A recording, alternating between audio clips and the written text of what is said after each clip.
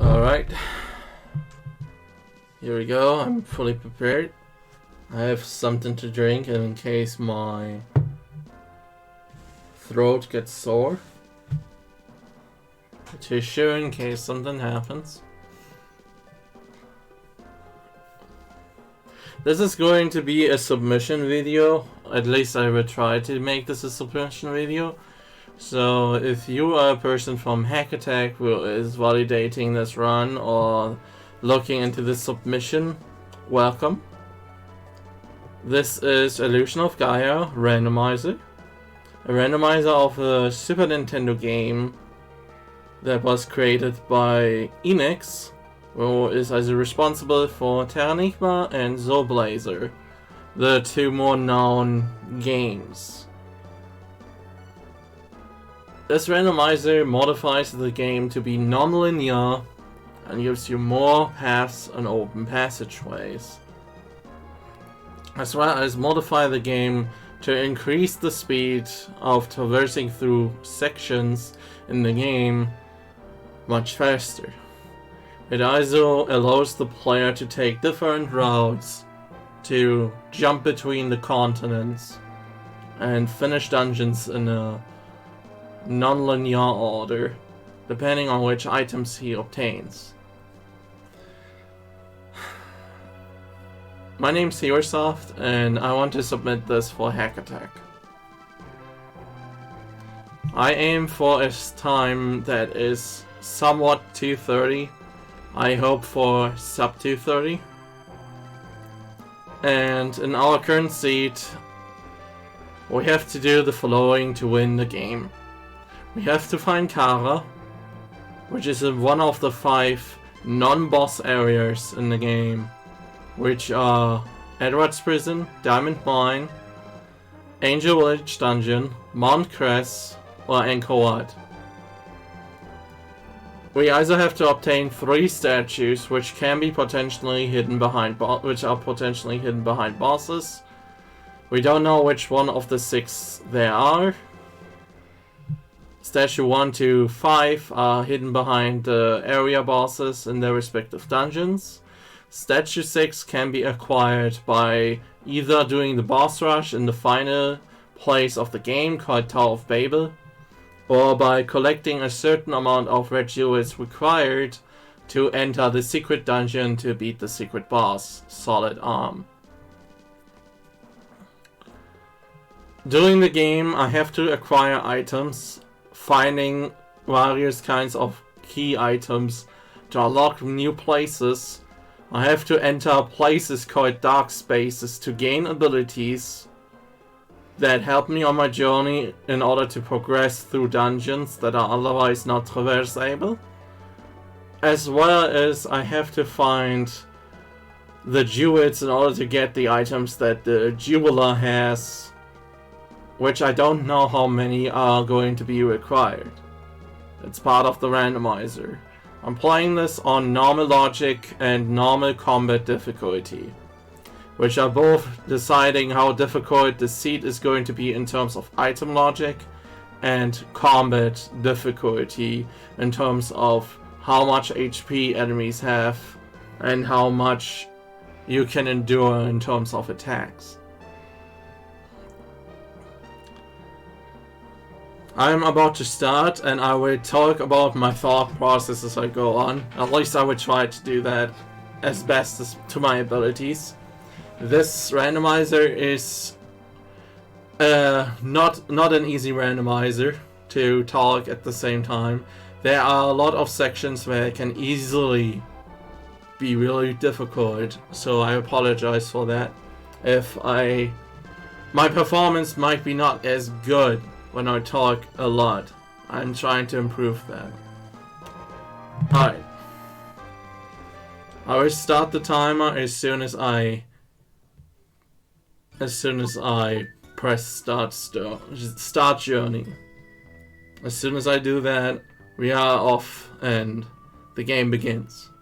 The game ends with the defeat of Gaia, which is an additional boss that was left in the game's coding and restored by a member of the Illusion of Gaia Discord community And it's a very difficult, rough boss.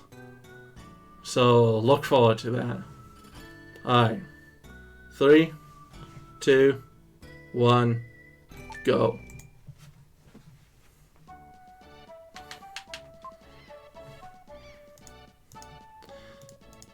The required statues are the 1st, the 3rd, and the 6th, which means we have to defeat the Inca dungeon, we have to defeat the vampires and moon, and we have to either get the secret boss or the boss rush. So obviously I'm trying to get all the free items as quickly as possible. This is a very surprisingly good first item. The magic dust is one of the required items to beat the game. Without it, we cannot free Kara, who is hidden in one of the sub-dungeons as explained earlier, who is kept prison in the painting. Oh. And I'm manually tracking this stuff because the auto tracker for this randomizer is currently not available. I apologize for that. I hope the community of the Emo tracker is fixing this issue when the event starts. But I have gotten a 2:30 run together with a restroom break fairly well last time, which was a potential sub 2:30 that I did mess up. So even with the manual tracking, this shouldn't be a problem.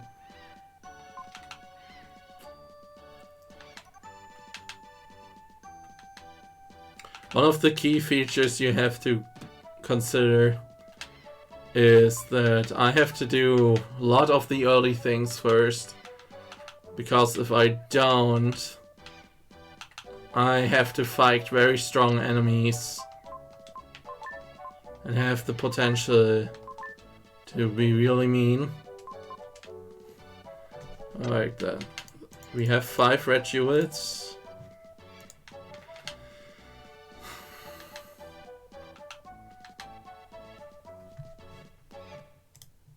Why are you doing this, bot? Okay. I'm sorry for that.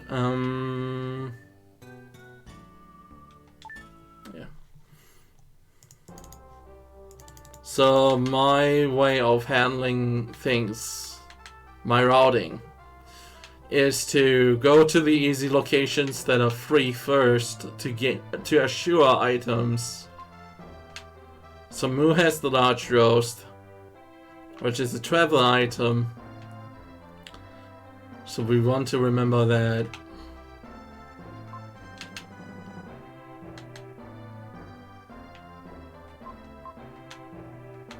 So I want to assure to get the free items first, which allow me to gain as much without having to fight as possible. Which doesn't mean I'm a coward. It means that I try to get as many chances as possible to not having to risk dying and losing potential time. Which is why we doing this.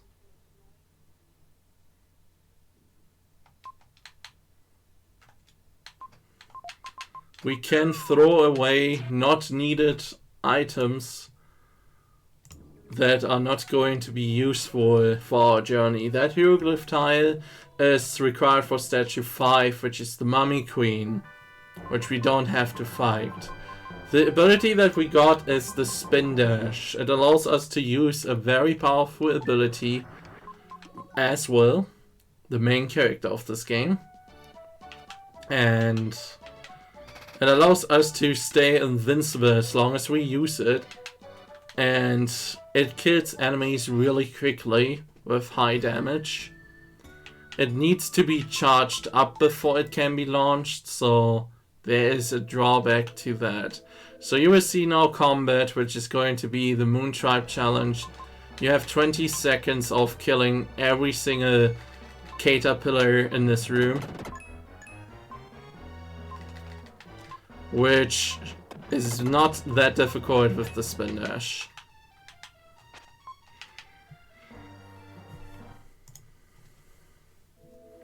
We are obviously trying to look if we can get the letter from Lola with just the places that we have right now, but we might be one short. Or maybe not. I could be just mistracking again. So this is the first dungeon of the game. It's the Inca Ruins. This is the first real dungeon in the game. And we can't do much here except one check, which is going to be on this side.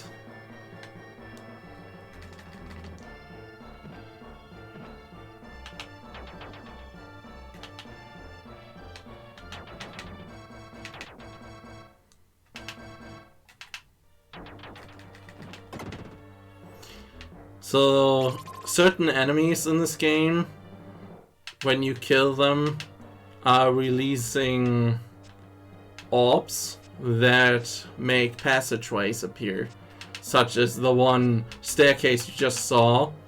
It's quicker to rush through this section and go through the door to make those stairs appear than waiting them for appearing.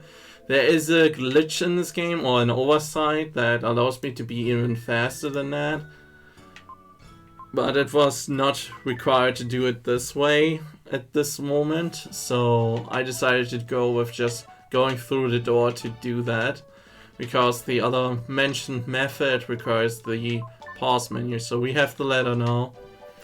Lola's letter is a travel item and acts different than in vanilla. It was repurposed so you can use it to learn Morse code, which your friend Seth knows how to communicate, as he was transformed into a sea monster. The part in vanilla where he died, quote unquote. Or at least you assumed he died. Okay, so the native village has the will, which rises a flag. The will is used to travel from Watermere to Oiru, which basically means we have to ask Neil for a lift to even get there.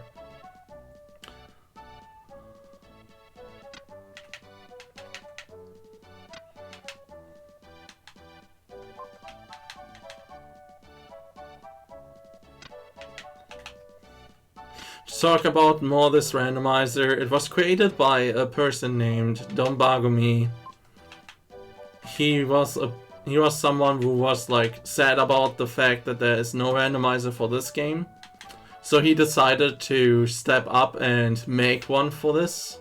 So thank you so much, Bagu, for making this amazing randomizer that we all enjoy and play today. He's still working on this. He also is planning to work on a Pilot Wings randomizer. So you can look forward to that in the future as well. So we have to tell them where the label is that we just found in the one house in the corner. And we just got an item for being a bad person. So this game teaches you to be a bad person, apparently.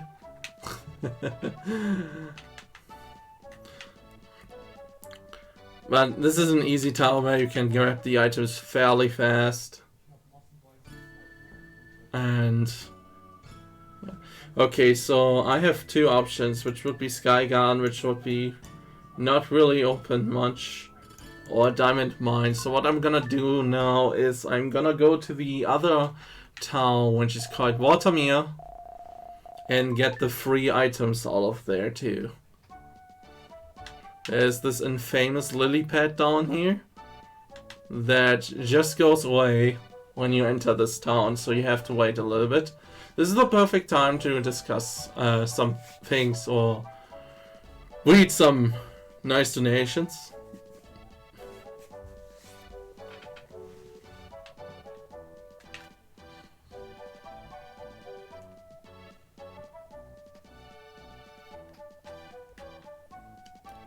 Let's hope the RNG is good.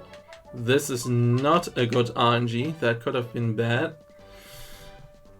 The further away this guy stands from you, the more of a problem it is, because this lily pad has a tendency to move away if you take too long. And then you have to wait a very long time. Alright, let's deliver the red gems to Gem to improve our Psycho Dash that we don't have right now. Lola's Melody is 23, which opens up another town location, essentially.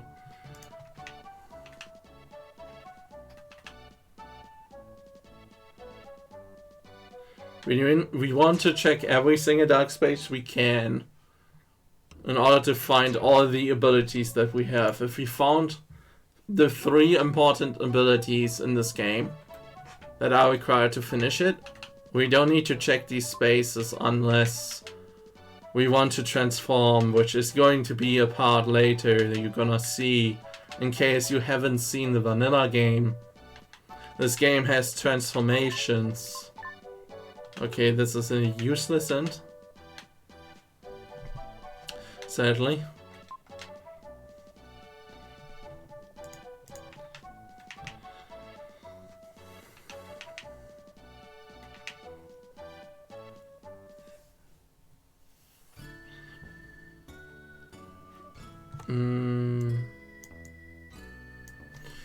Okay, so I'm gonna go to Angel Village and grab the 3 items from there.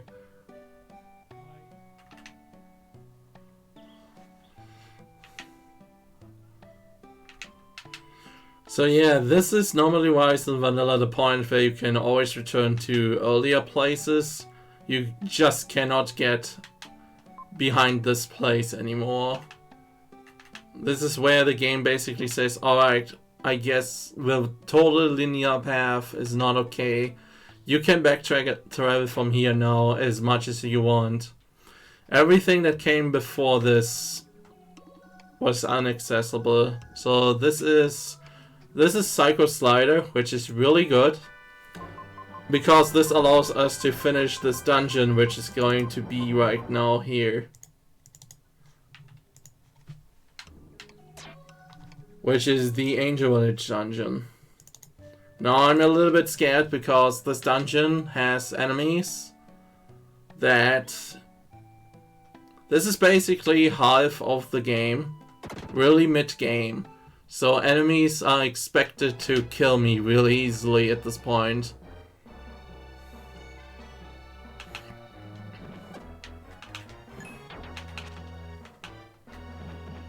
Now you're about to see a little bit more of the combat of this game, which is very interesting. As well, you are weak, but your invincibility that you can abuse is really good. And you have to make use out of it, because otherwise these enemies are relentless and going to drain your HP. When enemies get hit, they're usually not gonna hurt you. If you are jump attacking, you are invincible. And if you use abilities such as spin dash, you're usually invincible. So you saw how much HP I lost in the upper left corner. Enemies are basically 2 shots in this dungeon, so I have to be really careful now.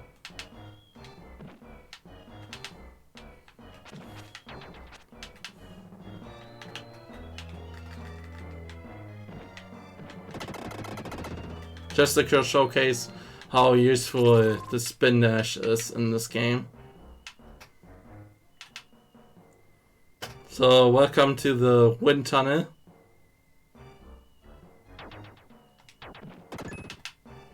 And goodbye, wind tunnel.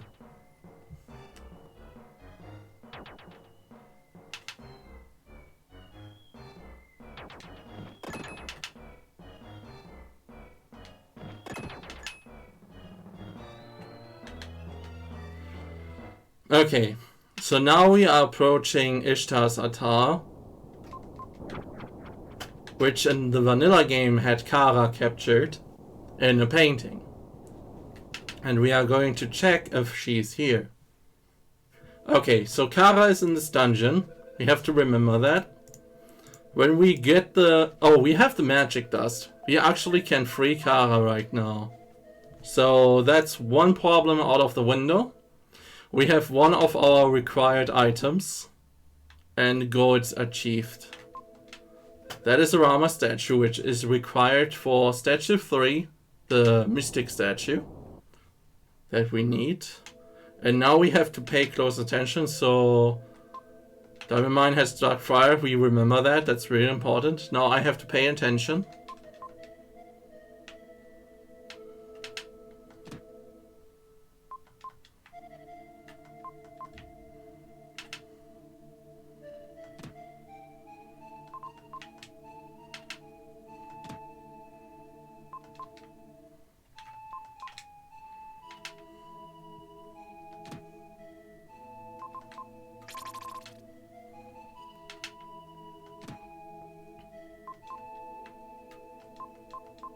Oh, I messed it up.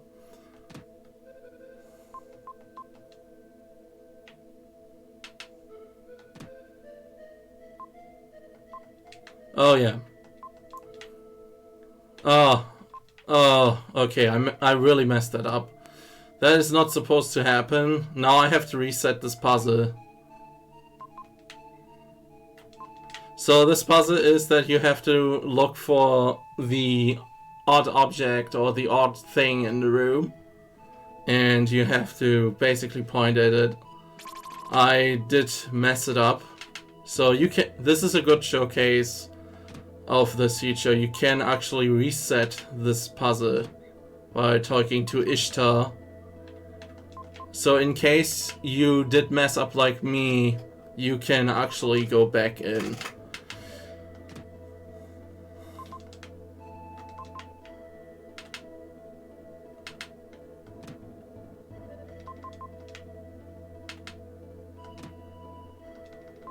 Alright.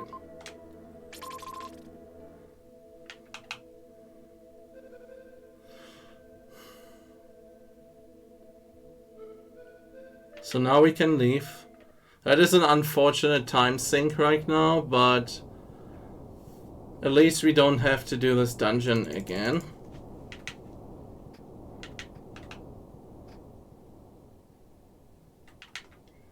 So that's the thing I'm gonna remember for next time. And we can death warp. Because the death warp is going to bring us right straight to the entrance.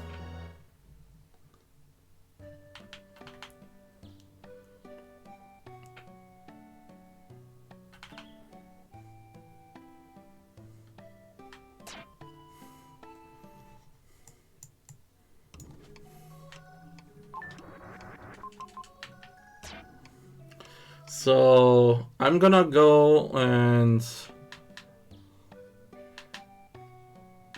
I will try to go and do Diamond Mine next, because we got the hint for Dark Friar there, which is one of the abilities of our transformations. So you're about to see the first transformation in the game, which is in vanilla, much quicker introduced. I should also check gem, but we can do that on the way, I guess.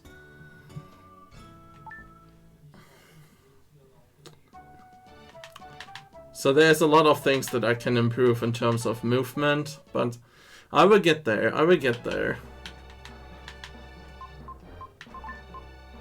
So he has now 20 jewels, and if I remember, we only need 3 more for the next item that he has, which is the melody. So we're going back to Diamond Coast. As you can see, this randomizer makes you jump between continents quite often. And then you have to go to different dungeons. So this is basically the second sub-dungeon of the game. The Diamond Mine. And there is a little bit of really dark lore behind this. There is a second plot in this game, so I haven't talked about the plot of this game. So let me talk about the plot of this game while I'm at it. in this game, you're a guy or a boy in the town. You have mystic powers. Your father is gone because he is an explorer and you want to find him one day. While you're in the town, the princess is coming to the town and escaping there. And from there on, there's weird stuff happening around you. And you decide, and the king is inviting you to his castle because he heard you have a shiny little ring, which is going to be an item we have to collect. And he wants that ring, and he has obviously no good intentions. So what he is doing is, since you are not giving him the ring, or you don't know where you have it, because you don't know where you have it, he just asks you to give him the ring, and you have no clue where it is, he sends you to prison. And from prison, you escape, you meet new friends and all that stuff, and it turns out to be a little cute and a little bit confusing love story between two characters, and more than two characters, like multiple characters. What I'm gonna say with that is that it's star-wise, this game is not the most impressive, but there is a side plot, and you have noticed that we have to collect the red jewels. So the side plot of this game, and why this side story is really dark, is because it has to do with laborers, or as I would call them, slaves. And there is a huge deal about a slavery market. Oh, this is cute. Okay. Showing you that alternatives are possible.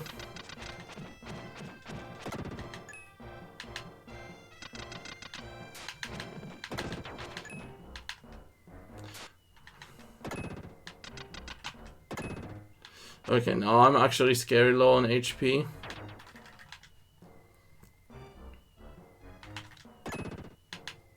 This is just to get rid of this guy. So as I said, there's a side plot going on with slaves and slavery and all that. And as more as you progress, the side story is getting a little bit more in the foreground. But when you play the vanilla game just through, without collecting these... Oh, wow. Okay, no big deal. If you die, you get sent back to the beginning of the dungeon. And you can prevent that by collecting these weird black spheres that you saw when I kill enemies like that. When you collect enough of them, you are just brought back to the beginning of the room. The problem with that is you require to collect a total amount of 100, I think they are called dark points. The issue with that is you want to death warp in order to get the most efficient time, because you want to die in order to get sent back to the beginning if you want to. That obviously was not an intended death.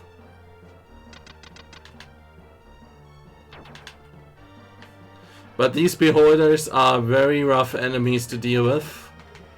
We will have to face even harder enemies later, so I don't want to die. Okay, we got a health upgrade, so I'm not gonna fully heal in the dark space, which I wanted to do. So dark spaces can heal you, which I'm gonna use. I know it's slow, but in order to ensure maximum safety, sometimes you have to do some slow strats. And this game can be brutal if you are not prepared. Just like that. But this game also has mercy, as you see in the HP drops, which are really rare. And I don't know what it is. but my HP drops are very lucky. Anyway, I was talking about the labor story. So, as you progress, you get more and more of that, and then you notice they are... Well, there is a relation between that and a natives village, where there is a disease happening, and... Yeah, and they get like sword and stuff like that. It's really dark. It's a very dark side plot. As though my brain wasn't working like there, but... So... But yeah. If you collect all the gems, Gem is gonna tell you his secret. And it turns out that Gem is bringing you into his little mansion, which has color swaps of the enemies of this dungeon, which we are probably about to see in the seed as well. And apparently he is the one that started the entire labor stuff and slave market. And it's Solid Arm. In reality, Gem is actually Solid Arm, who is a boss in Soul Blazer, the first boss in the game that is found in Dr. Leo's painting. And in this game, he is an additional boss if you collect all the red gems. Alright, so now that I got all of that, I will go to Nazca. Because Nazca allows me to get all the things except the statue. But the statue too isn't required, so it's not a big deal. What we want is the items from this. I should track a little bit as well, I saw kind of slacking. So this is Sky Gun. And the gun's main gimmick is that it has two sides. You are about to see what I mean with that. Just in a bit. This is the second main dungeon in the whole game. So this gun has two sides. It's flying in the air, and when you jump off the edges, you land on the bottom of the garden, which features color swaps of enemies that are more dangerous than the counterparts on the other side. They're stronger, faster, and have their own unique quirks.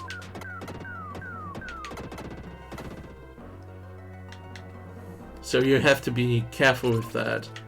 So we just got a strength upgrade, which is really nice to get. Normally wise you get upgrades by killing all enemies in a certain room where there is an indicator. But since we want to go fast, we are not going to do that often. Eventually even never. So that's a crystal ball, which is vanilla, surprisingly. In case we get all the crystal balls, we are going to fight Viper just to gain the stat bonuses. Killing a boss of a boss area is not just gaining you a statue, but it gains you stat upgrades. And those can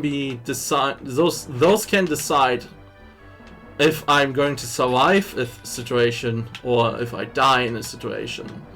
So a long time in the seat I will be super fragile until we kill a boss. Okay, so here's a mistake I do. I actually don't need to transform, except I actually need to transform in here. I don't need any more dark spaces since we got Dark Fire, Psycho Slider, and Psycho Dash. And with these three abilities, you are able to beat the game. Now there are a few of you who have played this game and remember a dungeon where you need an Earthquaker attack, or maybe, I don't know, like There is a dungeon where you need a special ability for freedom to freeze an enemy. And if we get there, I will show you a neat little trick that skips you the endeavor of having to do that.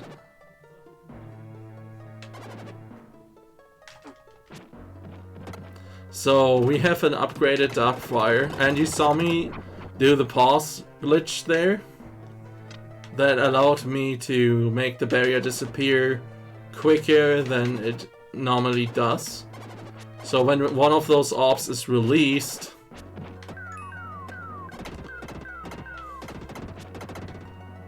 and you press select, it allows you to walk past the barrier as if there is no barrier right there.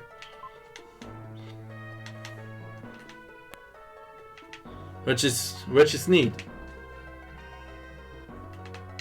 Which increases your speed. Just like here, you can just walk through.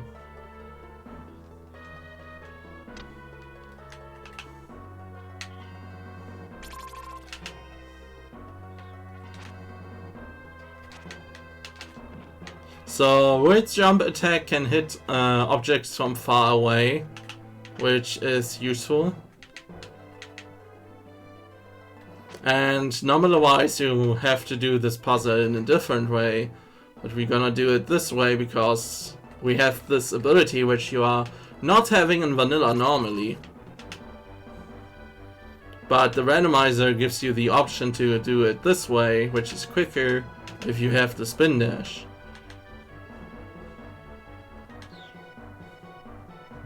So do these two. So west is left, and after west we are done with this place. I'm gonna get rid of this enemy because I know he's going to be annoying. It happened sometimes that I got hit by enemies in a very nasty way. And I don't want to repeat that. That was unusual. Oh, okay, so this is a section that I have to do different in my actual run, because what I'm doing now is basically I'm doing something slow that I could do faster, because I have to transform here, and if this is an ability transform, then it's bad. But it luckily isn't. Gonna take the heal to not lose freedom.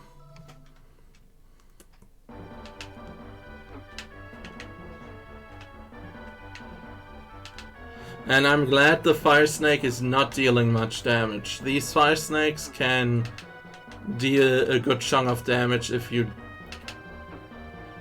Wait a minute. Wait a minute. That's some odd damage. What happened there? Okay, so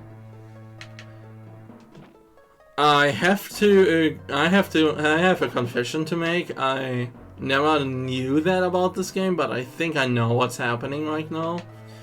In Illusion of Gaia, the enemies have not the stats assigned to their species. For example, not every laser golem is going to have this much HP or this much attack. It's actually tied to the specific object that is placed in a specific place. So that fire snake nearby the dark space that you just saw is weaker than the one which I died to. As you saw, I actually took more damage by it. And I apologize if this is looking like amateurish, but I promise to improve the time on this as hard as I can. It is just that I barely got practice in so far. I practiced this basically by playing different seats with different settings. I just have to get adjusted to everything that is vanilla. Because normally I'll play with way more different settings. Okay.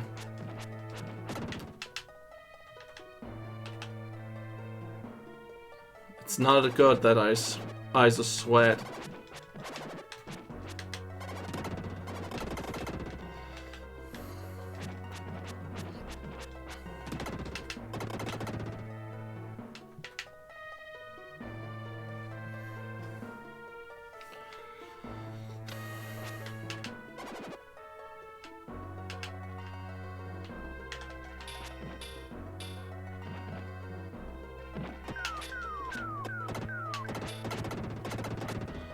Okay, I'm playing super careful right now, because I don't wanna die, obviously. And those enemies, when they rain down, they can actually hurt you.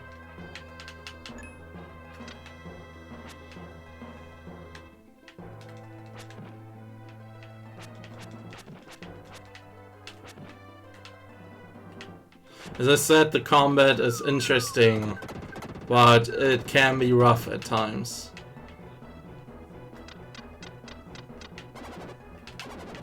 And enemies will do a lot to kill you later. They are really after you in later dungeons.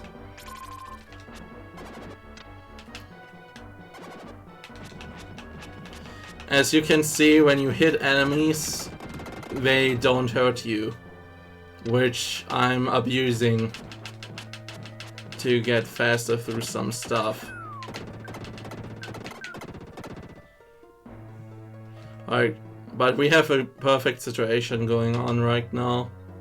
We have low health, which is good to have. And we have the last chest, which is a red jewel. So we can death warp, and that's it basically.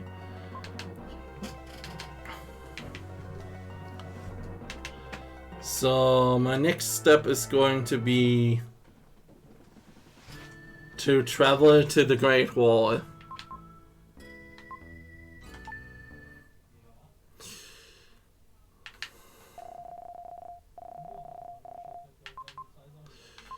Which is in Watermere.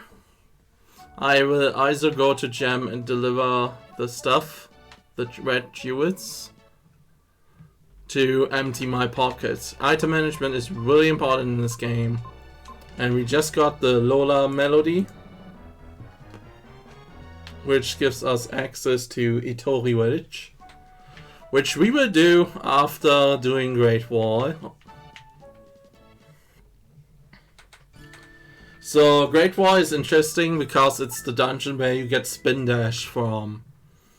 And it's very interesting in terms of its enemy design, and you see like how varied the dungeons are in this game. So obviously you're not supposed to do this in vanilla, but I'm entering the dungeons first room backwards because it's quicker that way. Normally wise you don't have the spin dash at this point, you obtain it later into this. But since we have it earlier, we can grab this item basically for free. Then we can kill ourselves and death warp up to the first section again, where we can spin dash to skip right back where we were and do the second room. Now the second room we cannot go backwards, so we have to do this long jump, which surprisingly does not break our bones. And there is a teaching element about this dungeon that some enemies disguise themselves as statues.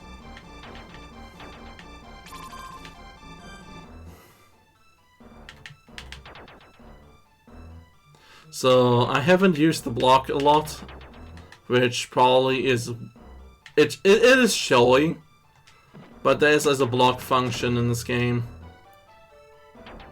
And I'm going to use it probably soon now. There it is. It blocks projectiles.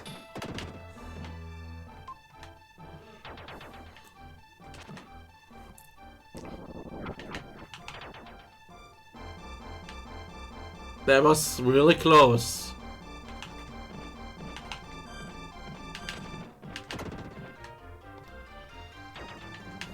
Alright, so there's one more chest, which is down here, which contained multiple red jewels, and we could try killing Fanger, which I might do for the stat boosts. So normally wise you would acquire Spin Dash and Vanilla right at this dark space here. This is normally wise you Spin Dash dark space. And we have to transform into Freedom, because there's an enemy which we can only reach with Dark Fire. There's a good reason why I saved there, because in case I die I can just simply reset and I will be back here again, because if I die I lose Freedom and I will be sent back to the beginning of the dungeon, which we all don't want. Unless you like seeing me mess up, which is messed up. But hey, there are people who are like this, so not gonna blame you. So here's a little fun puzzle section.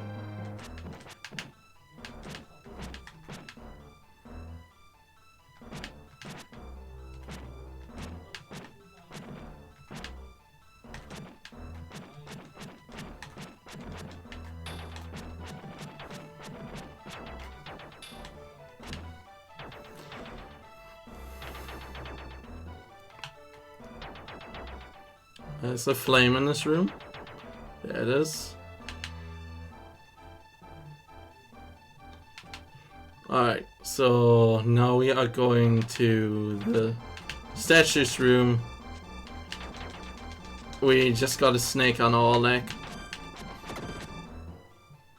Okay. Alright, this is the statues room, and if you pay close attention you can see why it's called this. There are a lot of statues here. No, but there are enemies disguising themselves as statues and they're not doing a good job. Like, the guys at the top at least try, but the guys at the bottom, yeah. They need to learn to look down and look up.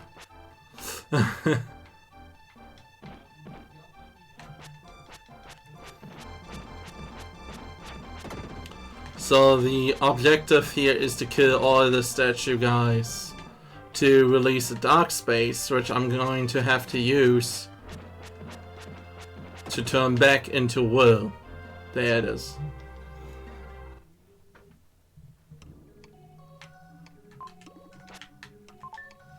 And then I can challenge the Sandfanger. So the Sandfanger is, I don't want to say it's like really easy, but it normally is. The problem is that his fight is not very easy if you want to go fast, because he is really RNG depending how quick you can beat him. He likes to troll people, and you are about to see us why, because I don't think I'm going to have a lucky Fanger. I tried many times and I mostly got just the not very convenient RNG. So this is the first boss we're going to fight. And this is one of the bad patterns that he has. An upward vertical jump. The second one is a sideways jump like this, which he can do in both directions. And he has a move where he is standing still, which you want to have, which is where he lays his axe. And his axe release different kinds of creatures. Or exploding axe. Someone was really creative with this. Also, I got hit, which is embarrassing. This is not a boss where you should get hit. So this is what we want.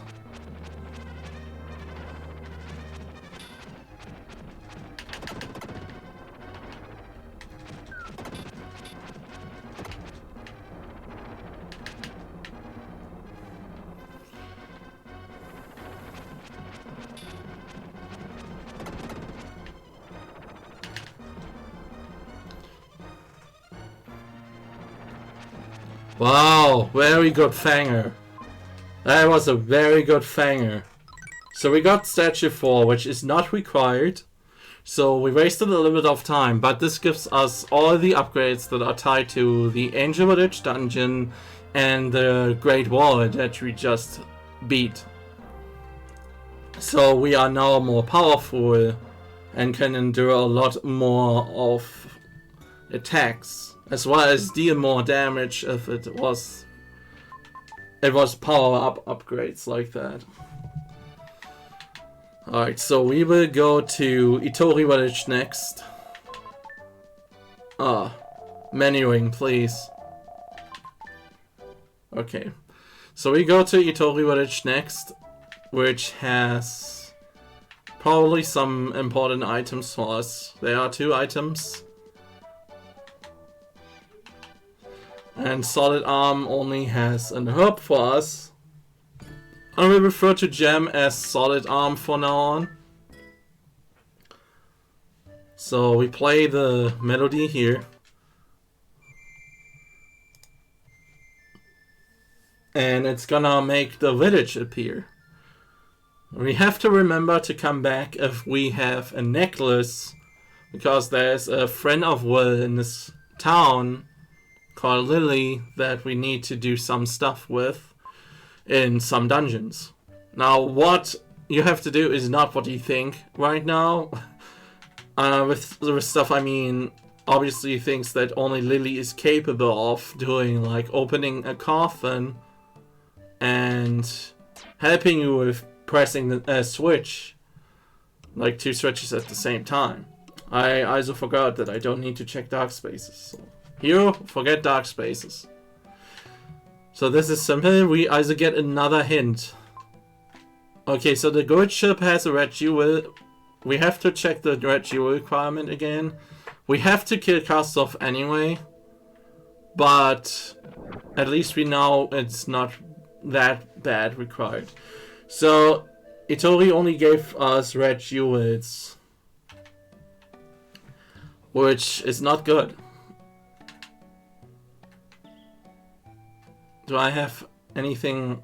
Oh, I have the diamond block, that's right. So the diamond block allows us to do more in Inker, which I'm gonna do now. Maybe Inker is going to give me something, but I have to not forget Mu, because Mu was unlocked pretty early. I'm just not going there because I hope for a hope statue, or at least 2, to shorten my experience in Mu.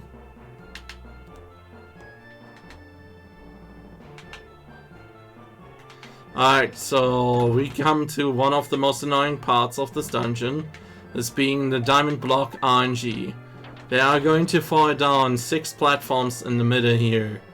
And which one's going to fall down at which time is random, and I got a pretty bad one. But it's no big deal. Can handle that. So we are going to prepare this dungeon to create a shortcut.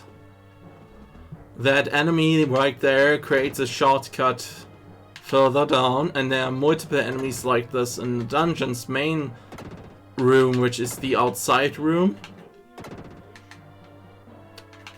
And okay, so there's the necklace that I just mentioned.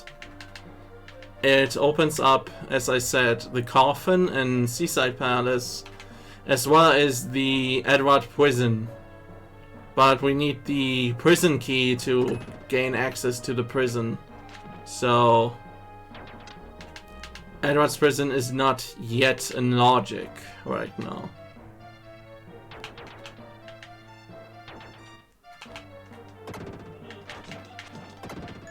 Very unfortunate enemy to have there. So the way how enemies work... Oh, that's right, I can't do this right now. So I need freedom for this. There's a trick how you can destroy that one head up there as just will. It doesn't work if you have Psycho Slider or it's frame perfect. Something like that. And here's the game's actual first puzzle, which I still think is really clever. You have to put these statues, which are enemies by the way. If you get too close, they come to life. So, oh, I hope this is enough. Oh.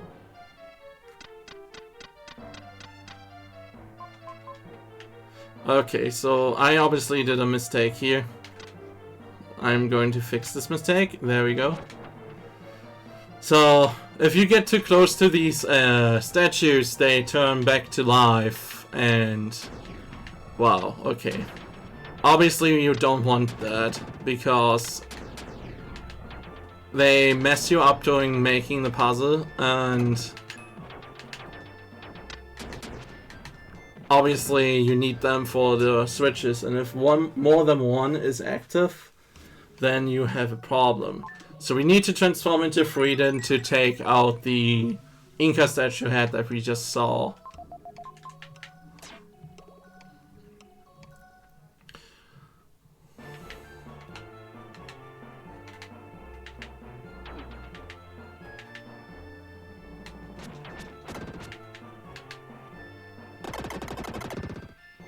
So this is the singing statue, and this is a good time to actually read a donation or something.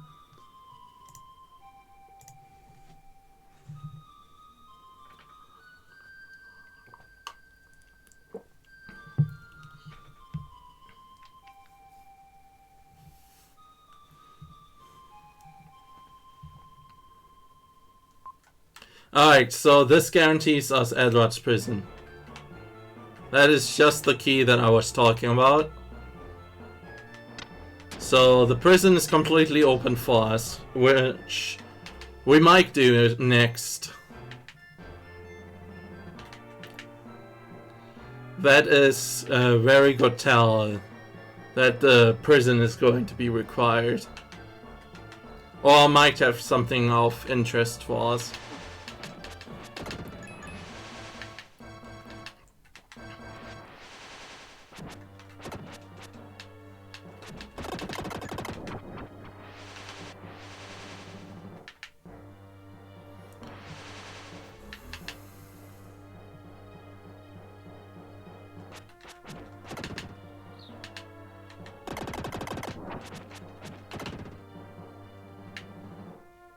Normally wise you can just let that guy be, but I killed him because otherwise he's going to bother me a lot. And I had to pay attention to where he goes, just like that. He's trying to circle around you when he comes flying. So that elevator key that we just got is for Diamond Mine. There's an elevator section. And after that you require 2 more keys to unlock another shaft. But you get 2 more items by just having the elevator key.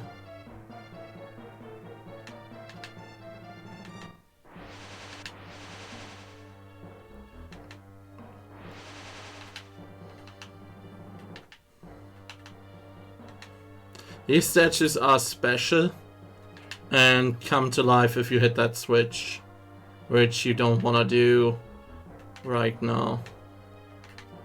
So we killed all of the enemies that I required to kill. So Herb is nice. As I said, there is going to be a very difficult boss at the end of this game. And that boss can potentially be really mean. No, I'm not picking that up. Picking the ability up would cost us more time than give us more time. So I'm willingly not picking it up. It could be Earthquaker, which could make it a little bit easier in Angkor Wat. But yeah, as I said, not required.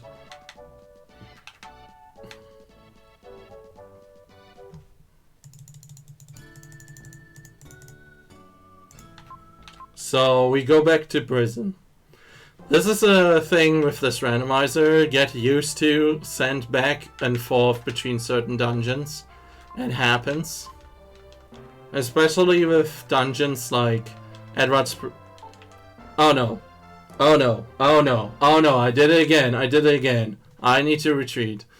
I would do my best to not do that during the event. I promise. Oh no. Why is it so hard for me to get that? So obviously, as I said, you have to remember the girl Lily and give her the necklace. Good that I just noticed that. So that is unfortunately losing time right there, but happens.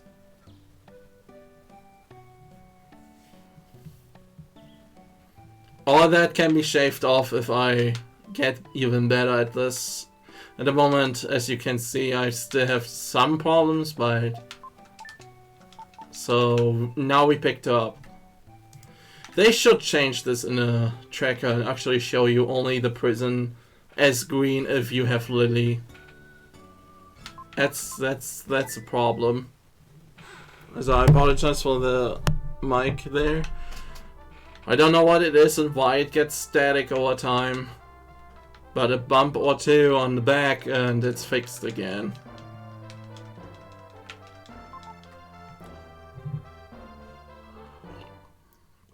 Okay, so we go back in the prison. And we use the key this time. And now we can actually do the first dungeon of the game. There's no good upgrade in here, which is sad. And I'm not going for upgrades in this room or onwards. That one room at the beginning is a very good room. If there is an upgrade there, you can just grab it.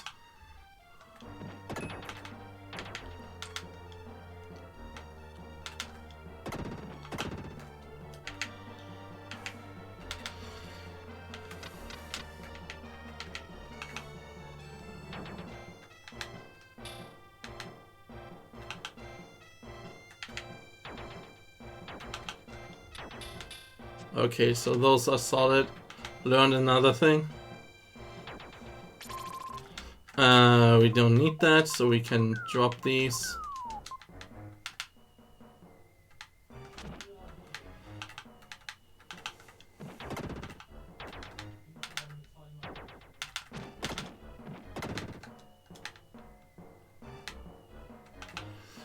So yeah, there's not much to say about this dungeon except you have to go really fast at certain spots. And you have to attack abuse to not get hit by certain parts. I'm not good at it. And it's really hard, especially if you have the Psycho Slider. You can... There's an action in this game that is called Free Dash. That is a good call. That is a required statue for the vampire boss.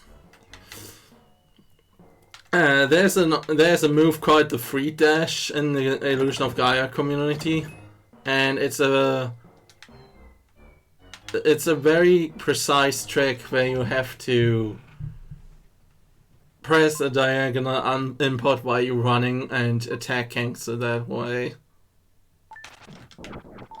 And I didn't do that good. But hey.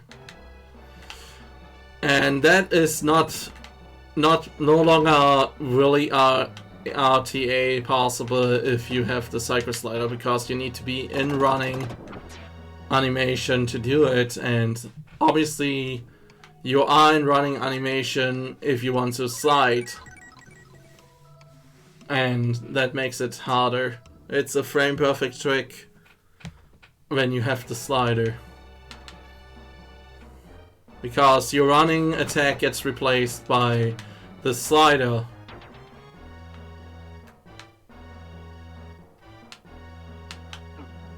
Well, that is slow. I need to find a better way there. I think I need to go up or down, not middle. Middle always seems to be bad.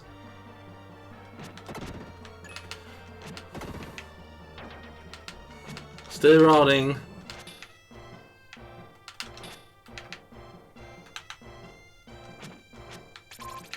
Right, that was just a help.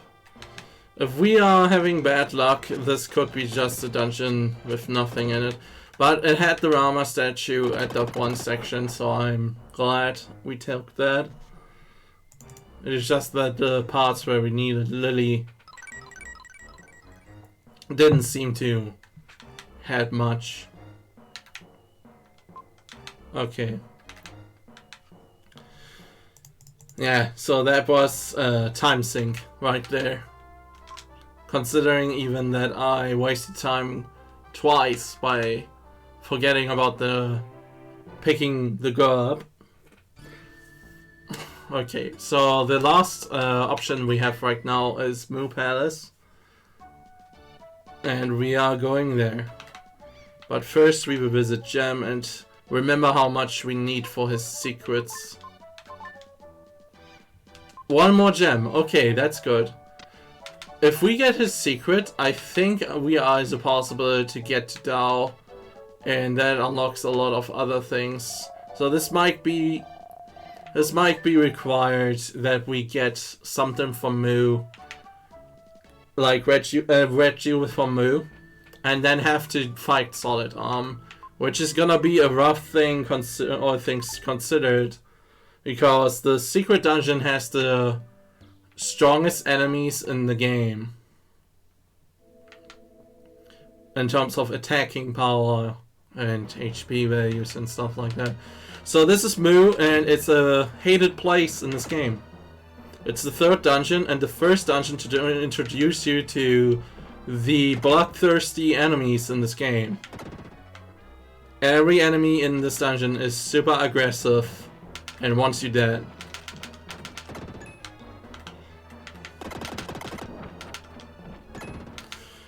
There are enemies in this dungeon that we love to call Riz Ropes, and I think you were going to see as why we call them like that. Wow, directly in my way.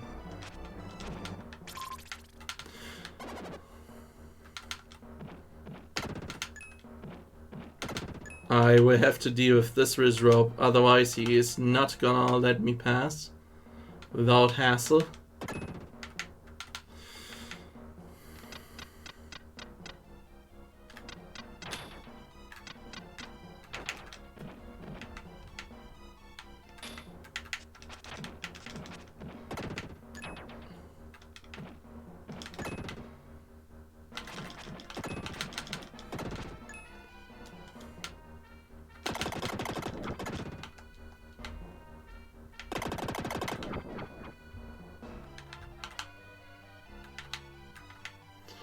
Alright, we have to be careful, there's spikes in the ground.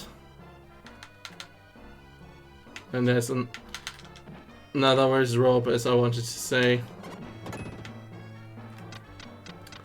Yeah, the Riz Ropes are relentless in this. They tend to warp around you and make fun out of you. And attack you by shooting very good tracking ops. By the way, the Riz Ropes are really interestingly, are very close, resembling Death Toll from Zooblazer. There is the final boss in Zooblazer, and his first form is a wizard with a skull. And he shoots projectiles very similar to this guy. And he even acts very similar to this guy. So they took inspiration from Zooblazer and repurposed that guy. So what I'm gonna do now is going to be a very rough thing. So I will go into the optional secret dungeon of this game, and it's very difficult. And I apologize if I cannot say or talk doing this. I need concentration.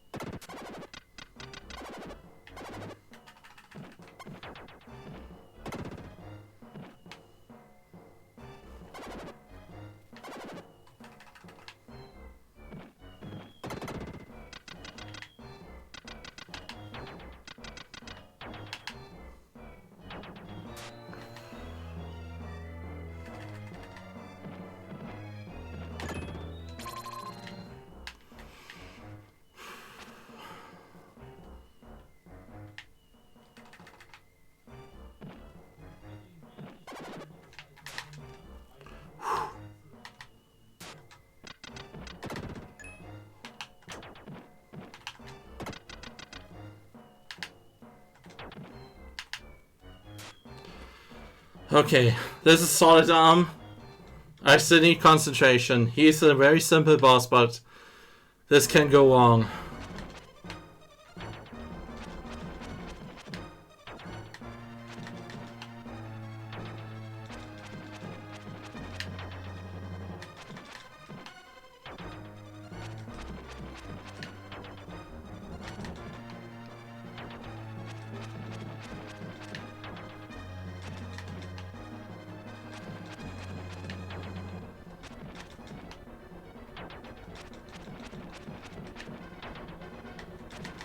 Okay, so this guarantees us statue 6 right now, and I think even access to Dao and everything after that. Okay. Which is a thing that the tracker seems to not take into account. So we have to see how we handle this with the tracker situation. So this is our 6th statue. It's the first of the required statues so far in our seed. And it's not an easy one. That dungeon could have gone really bad on a very huge amount of levels. So I'm already healing myself. And let's see if the soul is taking me to Dao, which it should. So this soul sent us now to Dao, and we have to be really, really careful now.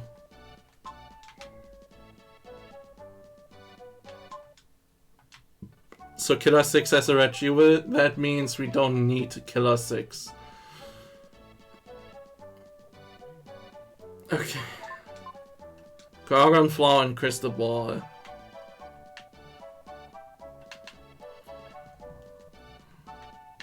Oh, that's the wrong house. So we have to play a snake game, and I'm gonna show you the best way to play that game.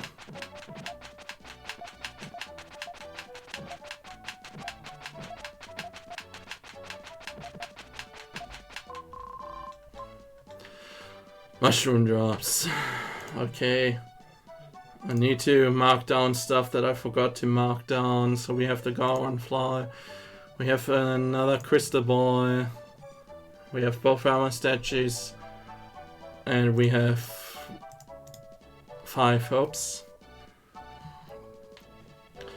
So we need to be careful now, because if we go back, we have to kill Solid Arm again in order to go back to Dao, unless we get the roast. But I think one of the hints was that the large roast is in Euro or something like that. So we will get back to Dao. So there's a free item in this, which is why I go into the pyramid right now.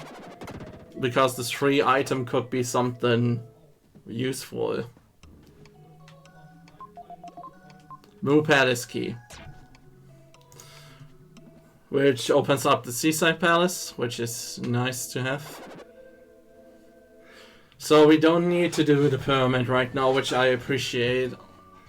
Alright, so we have to go backwards now. So now I cannot go back to Dao until I get the roast. I need to give the roast to one of those natives. I got the wall, which unlocked backwards travel to this location. And we got the Purity Stone. So that is for the Seaside Palace. Okay, so now we go to Oiru and do the Oiru stuff. There's a lot of things we have to do. One of which is standing in line, which we didn't do. So we reset. And now we snatched this place. Because we are impatient and want to get our stuff. This, oh my god, I can't believe this happened. Okay. What was that? We got pushed down by some reason. I never had that happen. What a weird sentence, huh? I had never had that happen? That's a weird sentence. Never heard that before in a speedrunning event. Anyhow, there are 2 items in here, which is why we do this. And they were both not required. So I'm gonna give the will to this guy so we have an open space. But we can talk to this guy to backwards travel back to Euro. Wind Melody is a required item. And here's another hint. So the spirit at Angkor Wat gives us a strength upgrade. Which is good to know because now we have to not finish Angkor Wat. We don't have to reach the end. Memory Melody gives us access to Neil. And I get the problem that my inventory is starting to get filled really quickly. So we have the Purity Stone, we have the 2 other melodies. So I will decide to go to Mu in a minute and dropping off some of the stuff. If I can. Okay, so there's obviously the secret up here and the apple place where you get apples and vanilla. But it's going to give you something else instead. So here's the little label secret. So Lance's letter, it's gonna tell us where Kara is. We already have Kara, so we are dropping this right off. Lance's letter tells you where Kara is located. And it can help you to decide if the seed is going to be bad or good. For example, it's going to be a bad seed if you see it's Mount Cress. And trust me, I think we get to that place eventually. Okay, so I will go back and do everything at Mu Palace. Seaside Palace.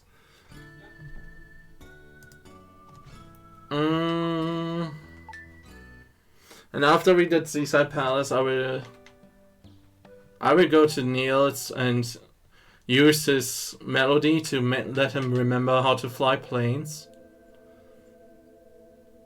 So the Moon Palace key got automatically used right now. And there are 5 items in this. First one is right here on the right, which is the black glasses, which makes us see in the main hall of Angkor Wat. I don't require the black glasses personally. I can do the room without them. It's just a convenience that when it comes, you might as well take it. So there's another herb. I'm getting full with herbs, which is a good and a bad thing, because my inventory is filling up, and a good thing because we need all the herbs that we can for the fight with Apo Gaia to maximize our chances of not dying. Which sounds surprising, but it is a thing that can happen. You can really easily die at that fight, especially if you rush and have low stats. So there's a hint in this coffin. We use Lily, who is flying into the coffin and gives us a hint. So that hint is useless right now, so we're going to open this coffin and get an item. Okay, that's an herb, but our inventory is full. Yeah, I will leave that herb there then.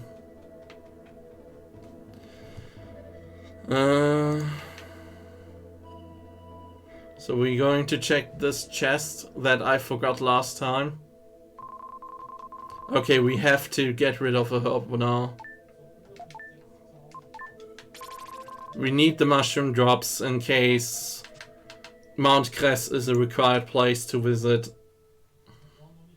These mushroom drops allow you to make pathways in Mount Cress. Oh look, I used the purification stone.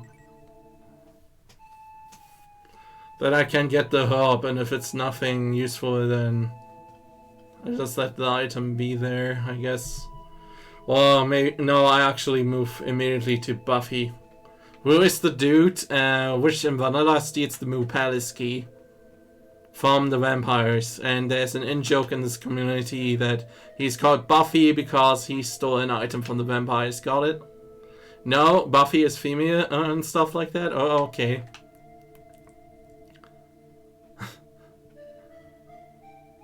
It's a joke. It's a joke, people. It's a joke. You're supposed to laugh. Laugh. Okay, so you're not supposed to laugh at the poor navigation that I just had there for a moment.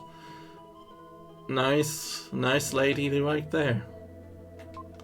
Okay, that's red Jewess, so that is sadly nothing because we got everything from Jam, so we don't need any more red Jewels.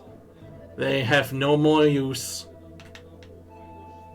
other than taking space in our inventory. This is the wrong way. I'm not currently with the mind at the game right now. I'm kind of zoning out. To be honest, so the 2 mushroom drops might be an indication that we have to go to Mount Crest next. There are those black glasses, which might imply Angkor Wat also.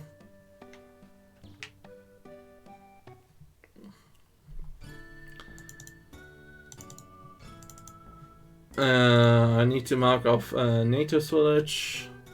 I need to mark off Oiru, which we did. And there's no Mount Crest and Angkor Wat left. And Diamond Mine, but we will check out Diamond Mine eventually.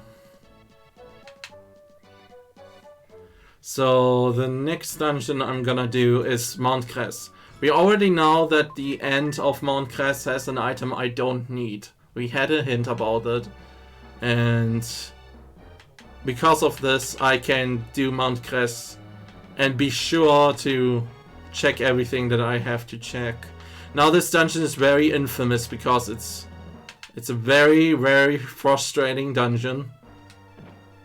It has some very nasty enemies, and it has a very confusing navigation, as the enemies hit like trucks in this normally.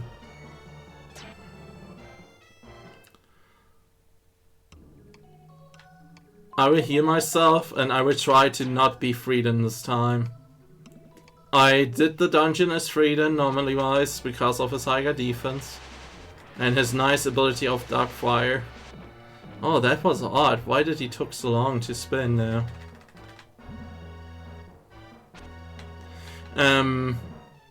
I'm trying to do it as well to ensure speed, because obviously Young Will is faster with a lot of these sections than Frieden, thanks to the spin dash. And that was the worst spin dash position I could have chosen.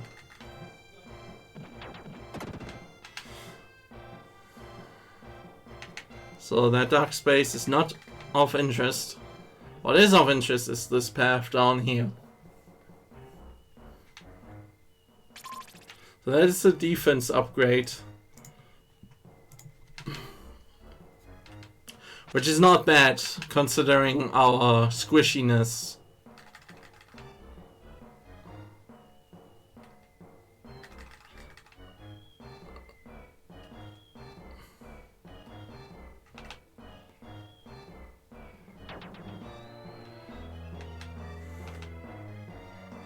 I'm kinda scared because this dungeon has also soft lock potential sometimes, and I'm not sure if I like that. So if I'm gonna see another dark space, I will save in it to be on the safe side.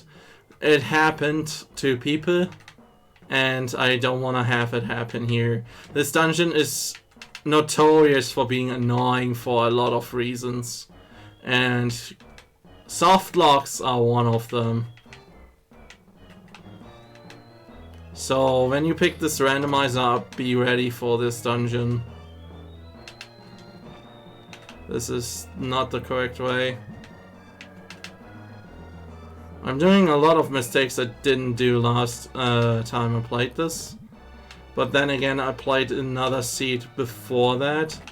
So I basically had the maps more burned in my mind. So that is a hope statue which is required for our seed.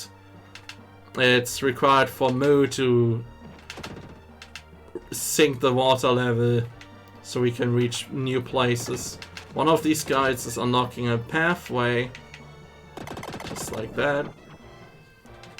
And now we have to check the first mushroom drop line after we killed the enemies that are all in our way. But it's better than getting hit by the enemies because these enemies hurt. As you can see. So this is a mushroom drop right there. So there are no 2 more chests that we can do. And one of which is at the bottom here. Those flute people that you see with the rotating flames, they are called fairies, and they are really hated in this community because, well, you're going to see us and why.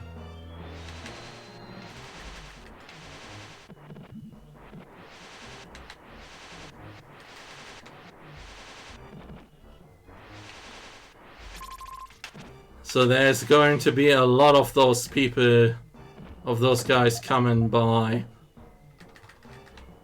And this can be really ugly, really quick. Like, this can become super ugly. Well, these guys didn't hurt me as much, so I didn't care about the damage that I got. But the fairies are really notorious for killing people.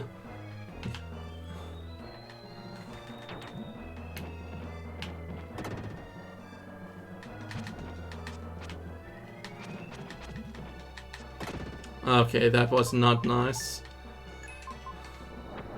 So what I'm gonna do probably is I will hit for that dark space safe to ensure that I not die.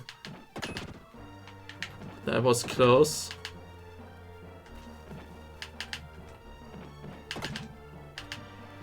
And the dark space is right here, so we heal ourselves. And this is a room where I actually normally always want freedom, but this is an ability room, so I will not bother picking that up. It's going to cost me more time than attempting it as well, so here we go. That is an unfortunate ability placement.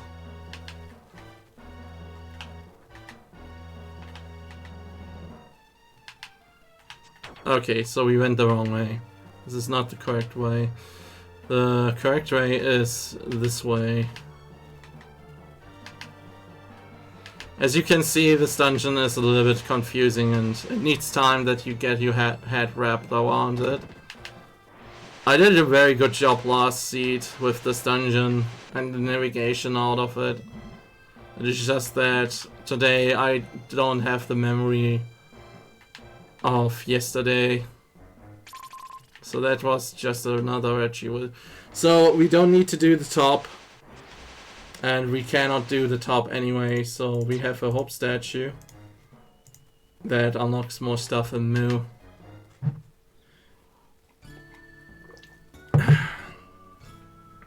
Which I'm not gonna do. I'm gonna do Angkor Wat next. Angkor Wat is notorious for being difficult. This is one of the hardest dungeons in the game. And it's one of the biggest dungeons in the game. And the enemies hit like trucks. You see the damage that I get even with like stat upgrades. Oh! This is an item we want. Because it unlocks our second transformation, Shadow. It's also required for the seed to be beaten. It's one of the holy items you need to finish a seed. So God bless that item. Oh, I got stuck on the slope. That happens. Alright. Yeah.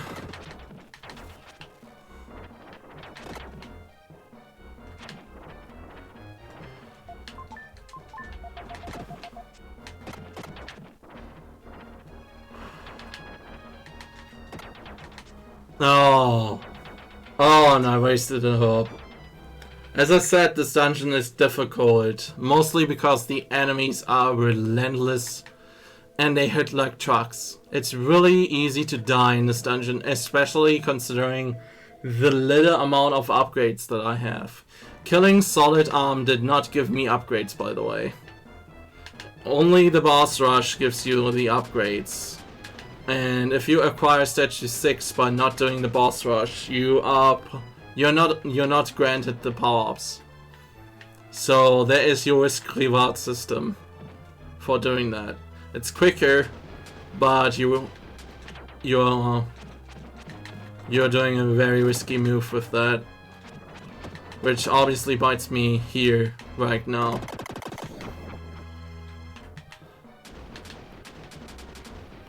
But don't be disencouraged by this dungeon. This is a dungeon that a lot of people have trouble. Even the most skilled speedrunners of this game struggle with this dungeon. And it's a very, very big adrenaline rush when you go through this. Because everything has the potential to easily kill you.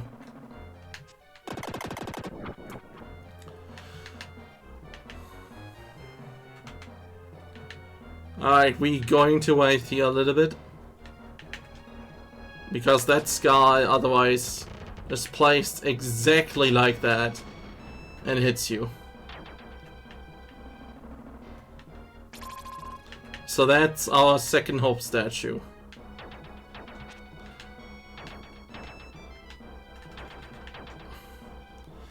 So we have everything to do Moo. But it could be that we get Inca Rune items in here as well. So we will go to the... not to the very end, but most of it. And welcome to the garden. The worst place in this dungeon. These flies are the worst enemies in the whole game. And if you say something else, then you have not played this game.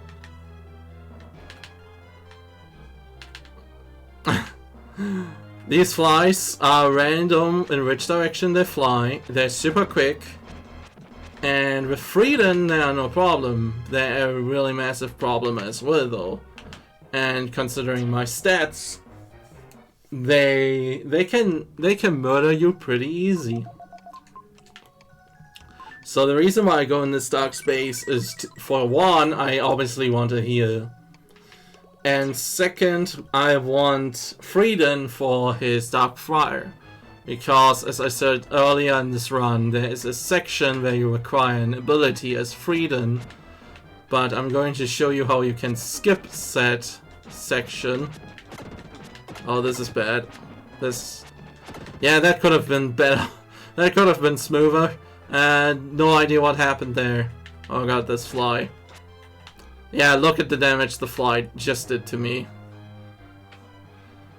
I have to be really careful on the next part. So here's the trick, in case you wonder. You have to stand yourself like here, and you have to go up. And if you do that correctly... Oh, I did fuck up because of this golem, did I? This golem did mess me up.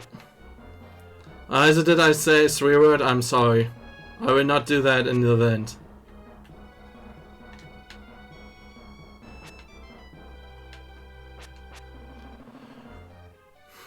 Do I have the... Oh yeah, okay. So I have the upgrade, I forgot about that.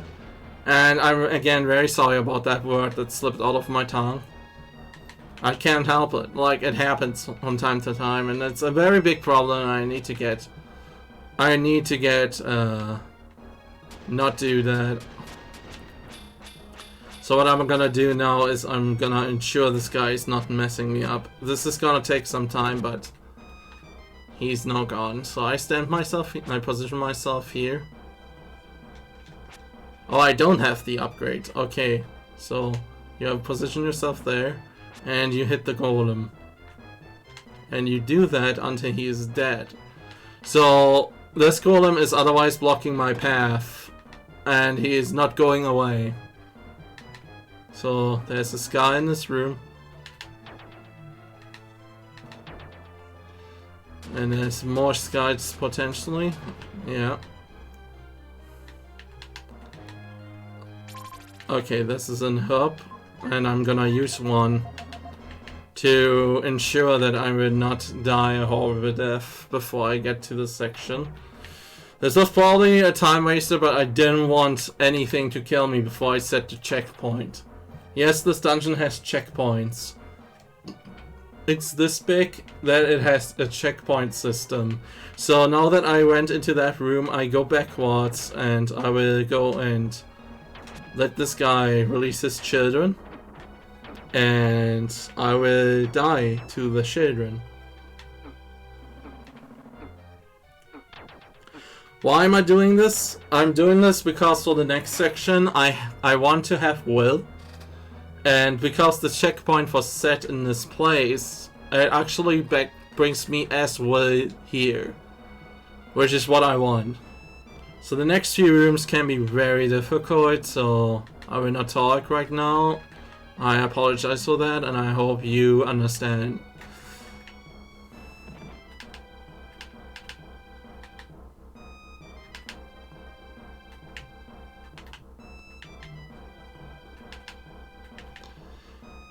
Okay, so the item outside here is normally wise where the glasses are, and it's very well hidden. It's under this bush. Oh, there was nothing. The best item in the game. But in vanilla, it's the black glasses, and there are people who miss the black glasses, which are required for the very next room, which is otherwise completely white. This room is no matter what, completely white. You cannot see anything. And I did a mistake. I wasn't thinking. So these holes are there to ensure you that you don't cheese the section. But if you have not the sunglasses, you can just do this all fine if you memorize the layout and know where you are in relation to everything else. I apologize for that.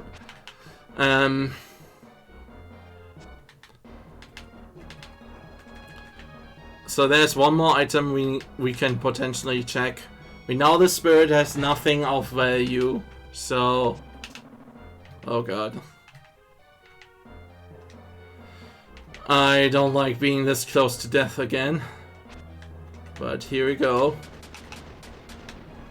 It makes the death warp easier. So that is actually a setup. Not intended, unintended strats. This was a bad idea.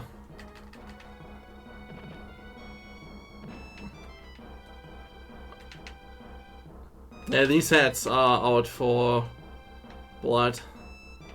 So I will lose time here, but I want the guys to get out of there.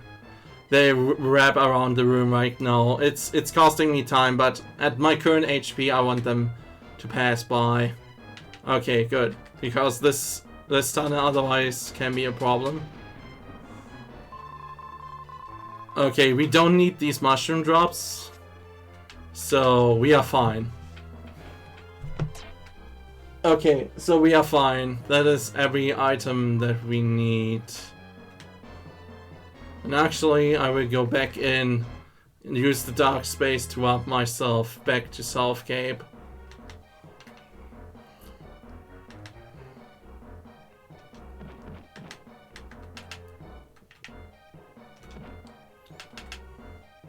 A lot of these rooms are only hard because you do them under pressure.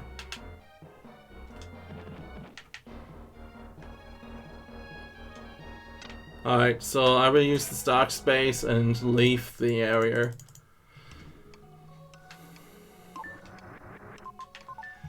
So we can go to Moo now and finish Moo.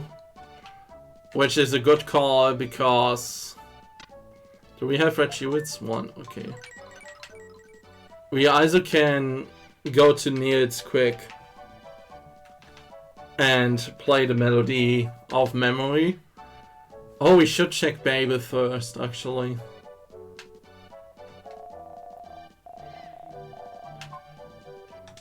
So we go Diamond Coast first, and we will play the memory melody to make our friend Neil remember that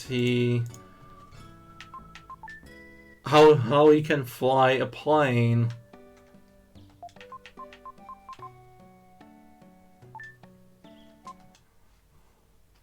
Also he gives us access to Dao, so we can return to the pyramid if we have to do that, which is a thing that might happen.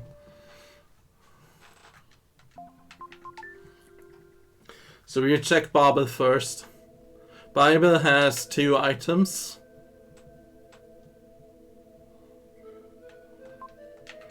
The first one is not required.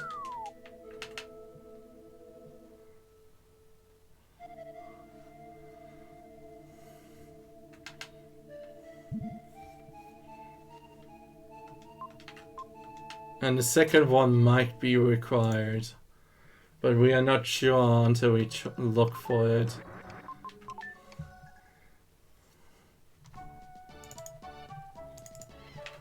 So we have to do this again and go back down.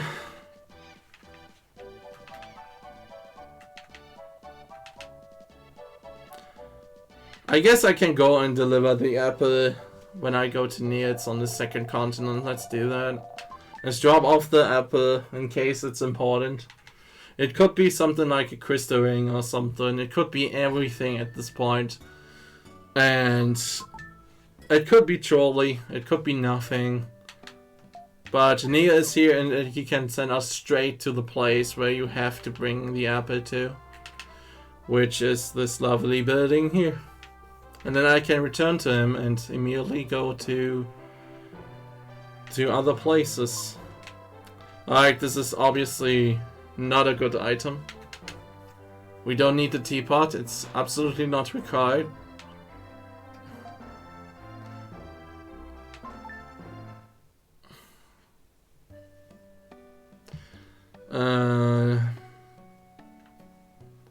Yeah, let's deliver the teapot. It's gonna... actually, that's not... Well, we have a teapot now, I guess. Now we have to deliver that teapot. It's gonna eat our inventory otherwise. It's gonna cost me a lot of time now that I have went there, but... I don't want my inventory... I don't want to throw away herbs that could be useful for Apo Gaia.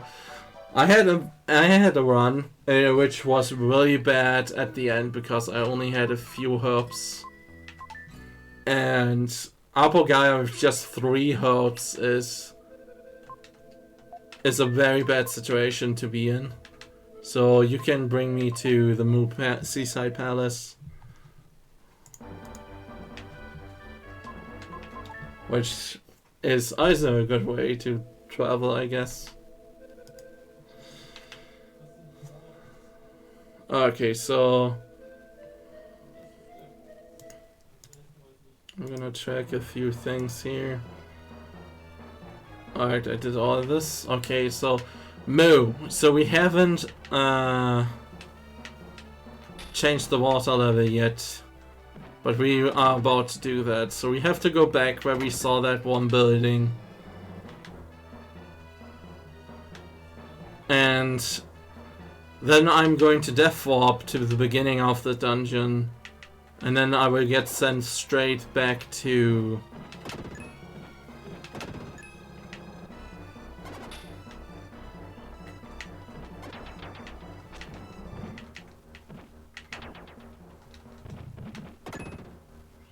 I'm playing a little bit more reckless right now because I kinda want the time to go by not as fast. Like, I want a good time, and so I'm actually hurrying up.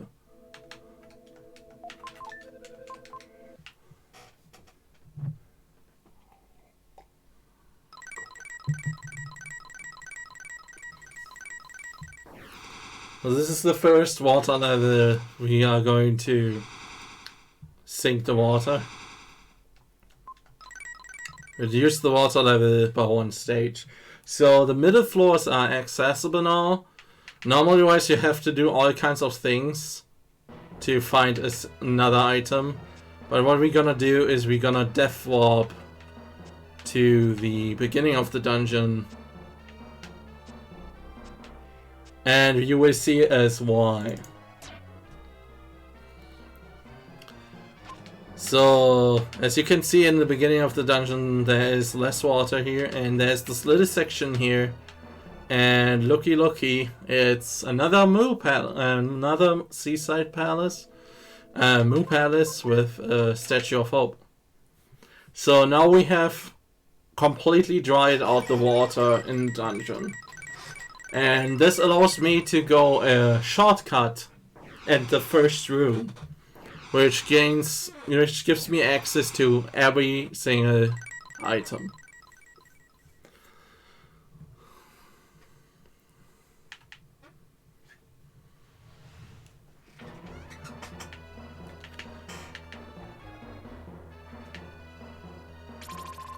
Okay, this is the large roast. We don't normally need it, but we cannot throw it away. Why are you active? I've never seen this. This guy was active. That was odd. Alright, so you can cycle slider there and get to this nifty little shortcut over here. Now there is a fire snake here, and these fire snakes are nasty. And there's lots of wrist ropes also.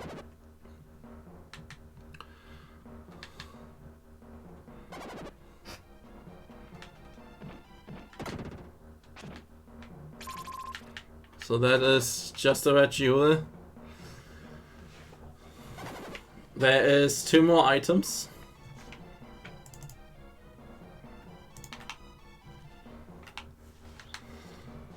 So I will go in the middle level now, and I will go back to the left in a minute, but we need the item from this section here, and it's gonna take a little bit of time if it's something of importance.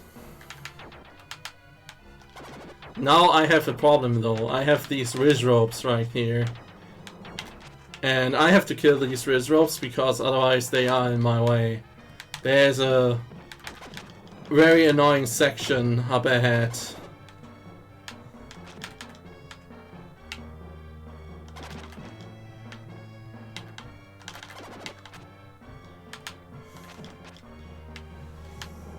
So these Riz ropes don't spawn unless you dry out the water.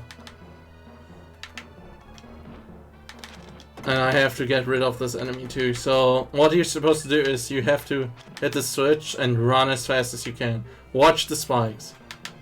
That is how much time you have for that.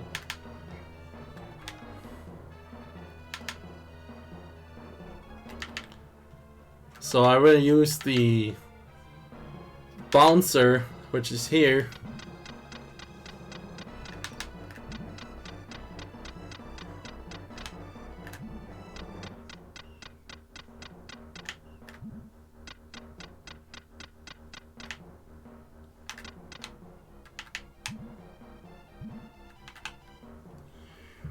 It's hot in here. I apologize. I'm really sweating. And I wish I could turn on the fan, but turning on the fan would produce noise. And I don't think noise is what we want. So if I get this item, I will kill myself with a death warp. Yeah, it was nothing, okay. So I will get back to the beginning.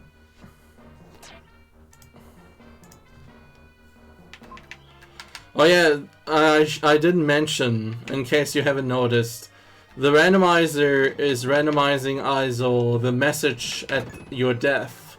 So every seed you get a new message that you always see at your death, which is a unique touch. Some might say there's a secret one if you play on the highest difficulty setting. Some may say that. You have to find out yourself if it's true or not.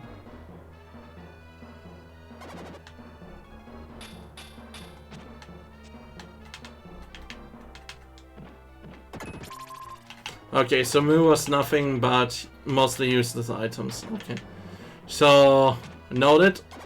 After this, it's the pyramid. And I will take the heal.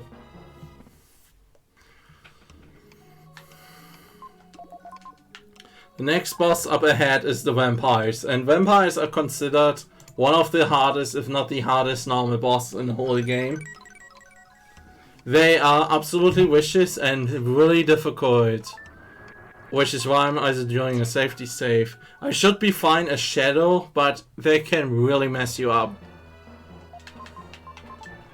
I'm gonna release these red jewels to make space also. Alright, let's hope that oh, okay, I just wanted to say that I don't get hit on the way. But Wiz Robes are just as toxic as they always are. Look at these guys. Very toxic. So, I'm going to place these two Rama statues in order to fight the vampires. Now this is a little bit different. Normally wise you get the statue first and then fight the vampires. Because there is no reason in the randomizer to be it like this way, because everybody would otherwise skip these wonderful bosses. You have to fight them before. And I'm using a glitch known as Aura Glitch, which you just saw. So when I melt, I attack at the same time, and it causes the melting animation to be an attack. And dealing damage to them if they move over me.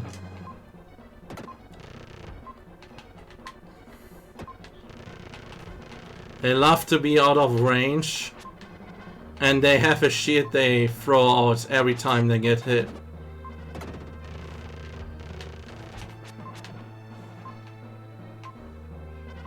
So I want to kill Sylvia, which is her Japanese name, first, so I have to deal only with just Jack right now.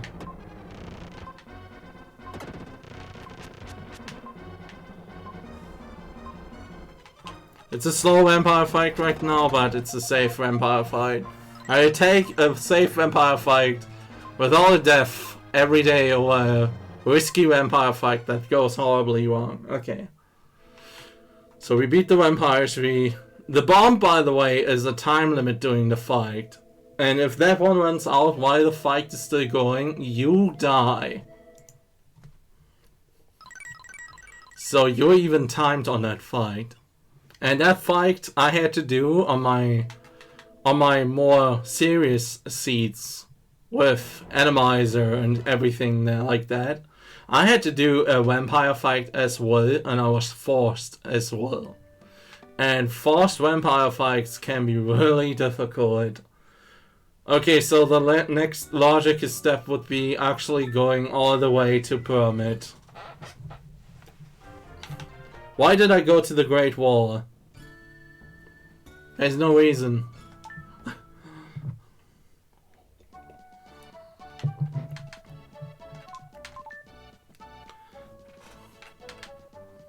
We also deliver the large drows to the native.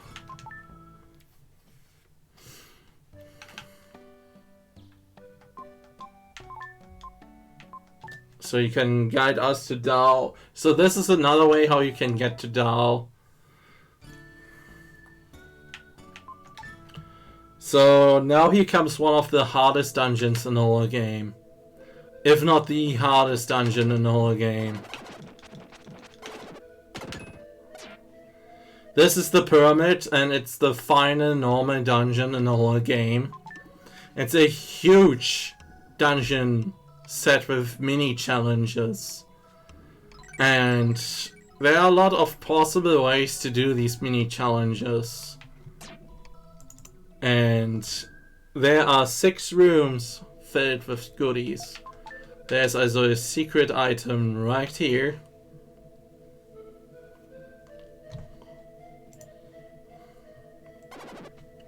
And it's right here. which is not HP upgrade, which is not the worst thing. I will go into one of the worst rooms right off the bat, and it's this one. This is going to be a difficult room, so I will try to play safe as I try to explain what's going on. So these warrior birds are coming straight out of Zelda 2. And I'm saying that because that game is also a very difficult game. And these birds, no mercy. So these orbs you already know. I should lasers when they're close by. And those bird warriors are guarded when they have their shield in front.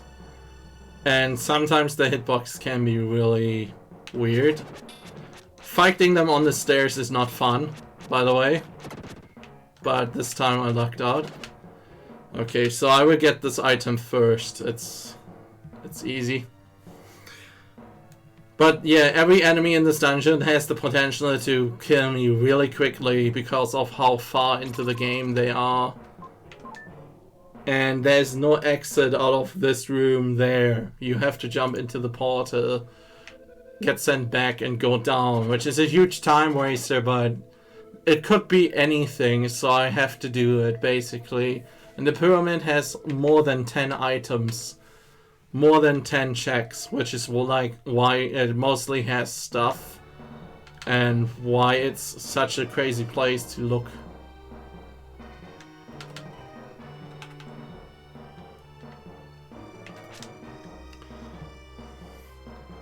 As you can see, Shadow is using the aura to fall through floors in the pyramid. And you can use that in different sections of the pyramid.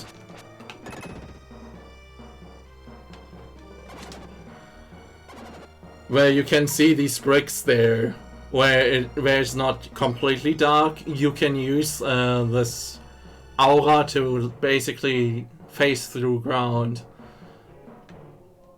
And those laser beams you saw just appearing there, no, you're looking correct. There are actually invisible enemies in this dungeon. They're invisible bird hats shooting lasers at you. Okay, that is acceptable damage, but I don't like getting hit that much by that enemy there. Okay, so this is a little bit finicky. On some spots you can do it, and on some spots you can't. And that spot was one which was not possible to do. So there are two more bird warriors coming up.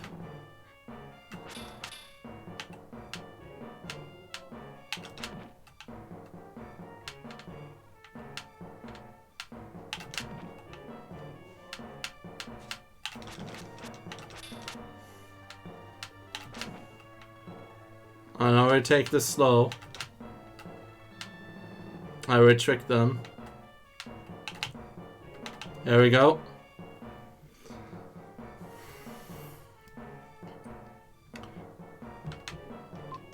So that was Inca Statue A.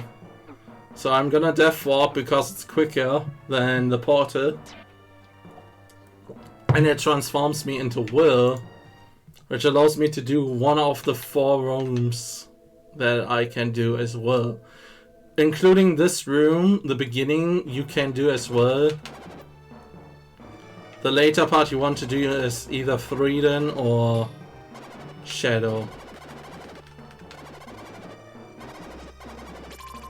Wow!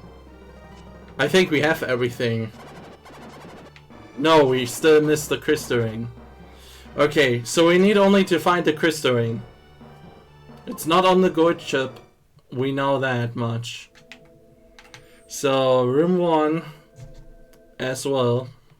Room 2 can be done as well. Room 4 can be done as well. And room 6 can be done as well. And I will use Will for these rooms, because it's the fastest way to do that. We don't need to check the rest of room 3, because that is the infamous Killer 6 room. And it said that Killer 6 has a red jewel, so I don't need to check for it, because we don't need red jewels anymore. As soon as we have beaten Gem's Mansion, the red jewels got obsolete. Because there's no more reward for them.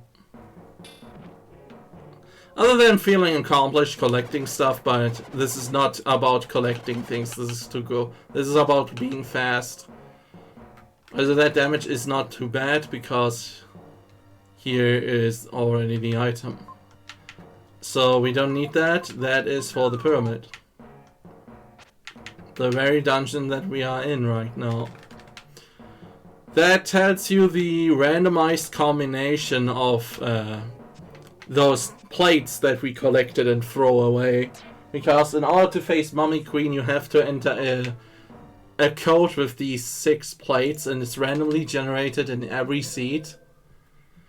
And that journal tells you the exact combination. So people are asking probably why I'm doing this room as well, and it's really surprising because here's the thing that I even didn't know as a kid. If you jump twice on this ground, it makes this hole appear.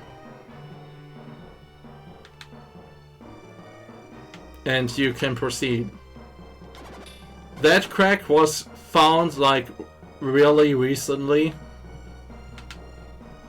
and it's very helpful. So thanks Illusion of Gaia community for sharing that information. Okay, there is the... This is what I call the knockoff Killer 6, the Killer 4. And it's 4 orbs that you can just kill like this. So both items are at the end of this room. One is here, which is obviously the plate. Which is an improved Dark Friar, which might be at this point obsolete. And the another mine key, which is the second mine key. Which could be required if the diamond mine has our crystal ring. And Samlet has it. Samlet is the person at the end of Diamond Mine. We gave him the name for a very obvious reason. Because if Kara happens to be in that room, there is going to be a surprise for you. So this was quite a surprise because I forgot about these things. Room 4 is infamous and it's one of my least favorites. But it's interesting. I'm not saying it's not interesting or not unique, but it's one of my least favorite rooms in this run.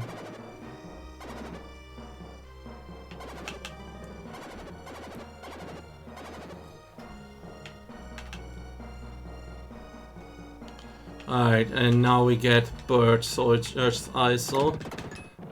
Get me in the door. Thank you. Okay, so now we get spike ceilings. And spike ceilings are very weird. I don't know, very unusual.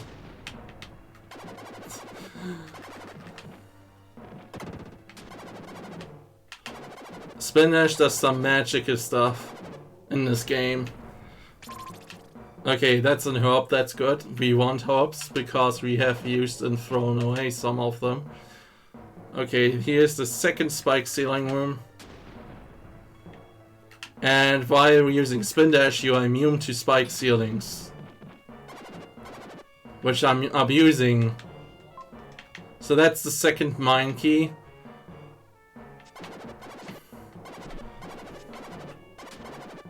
Look at that spike ceiling damage. So we have both mine keys, which unlocks Diamond Mine completely. I am still gonna do room 6 because room 6 is a really quick room and usually is not requiring a lot of things to do. Unless you mess it up like me. Okay then, that was weird. That wasn't a weird explosion noise. Normally I do this. Let's tell the mummy to make space. This game is really, really, really nice and very original with some of the stuff it throws at you, which is one reason why I love playing this game. Okay, we found our crystal ring. We can equip this and we unlocked the early Firebird, everybody. I'm going to show you what the early Firebird is in a second. But first we need to visit Inker.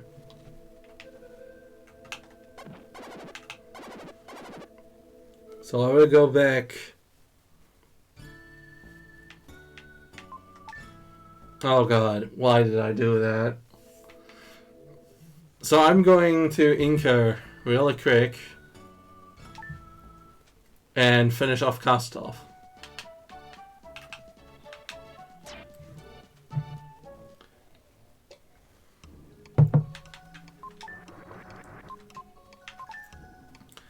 So I have to remember to stay well. We have seen both freed and ability rooms, so it's no issue anymore. So we are in go mode right now. And I will not pick up any more items if there are still items. So Diamond Mine is not required. And we have everything to complete the seed right now. So here is what I did earlier in this dungeon. You remember me killing the enemies in this dungeon? They opened up these ladders that I can now use to get myself quicker to the end section of the dungeon. Which is so convenient and nice of the developers of this game. Which is not nice is the slime RNG. Can't win them all and can get them all, I suppose. Okay, so I stay Will for an obvious reason. Only Will is able to play the songs. And this room requires you to use the wind melody. One of these plates you have to stand on for a specific amount of time, I think 10 seconds or something like that. And if you do, then it opens the door. You can brute force this puzzle, but the plate which you have to stand on is randomized every time. So you never know which tile it is until you get the song, which shows you conveniently which tile you have to stand on.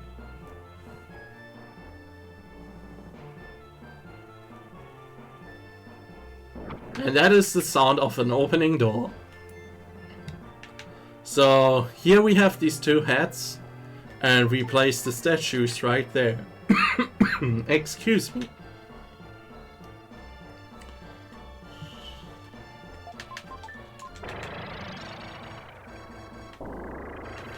So we go in this dark space to see if we can transform, which we should.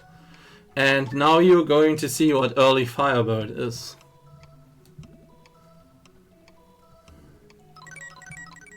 So in the game, at the final boss, you gain the ability to fire a ginormous burning phoenix when you attack a shadow.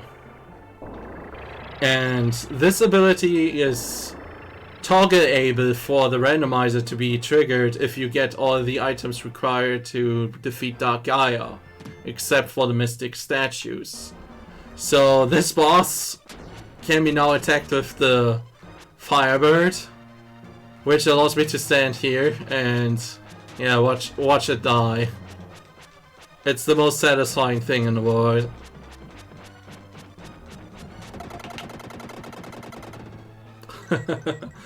It's so cool.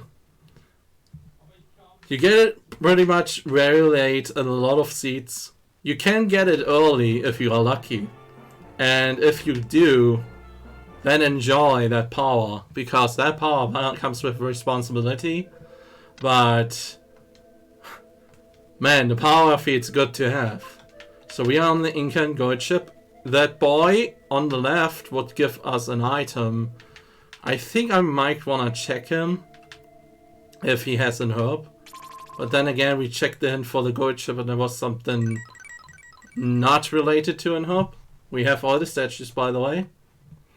So I will ignore that hint, because the Inca Queen, which is on the ship on the right here, has another hint for us. But I'm not gonna take that hint because we are in go mode. All we have to do now is confront Apocalypse Dark Gaia.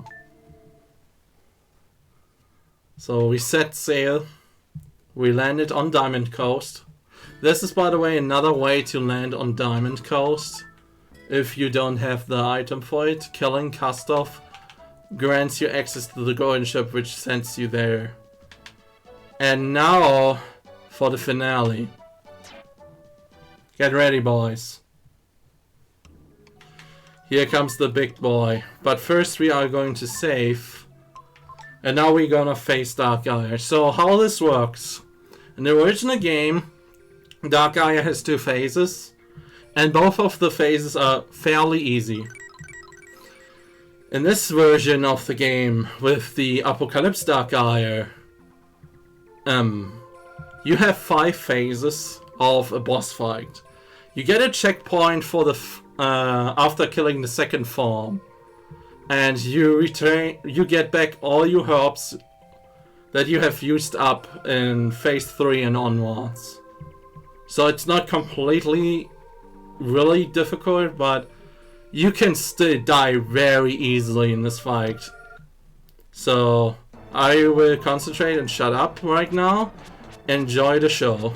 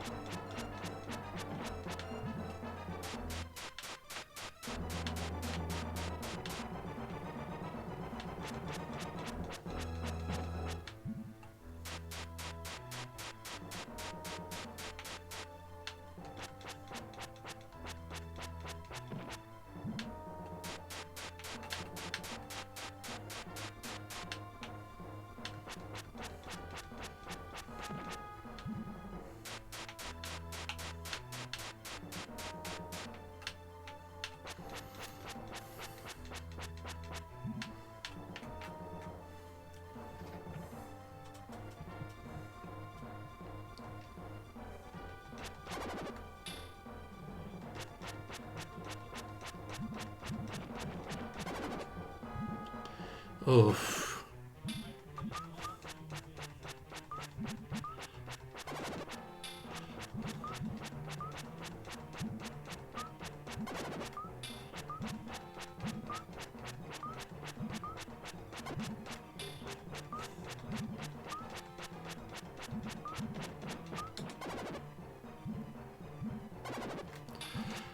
You don't want to get hit by that laser, which I just got. That damage is scary.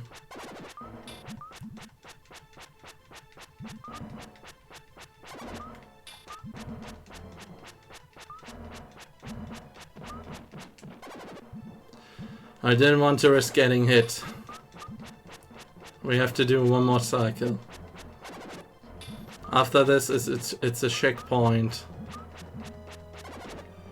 And after that, the real fight begins.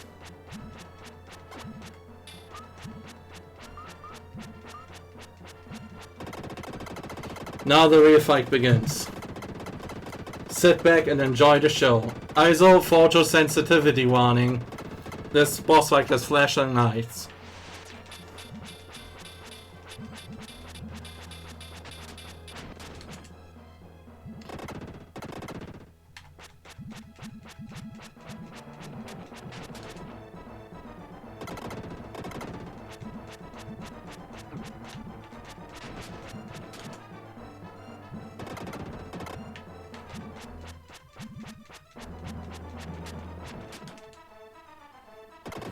That's unfortunate. These bubbles are really bad right now. Really bad bubble RNG.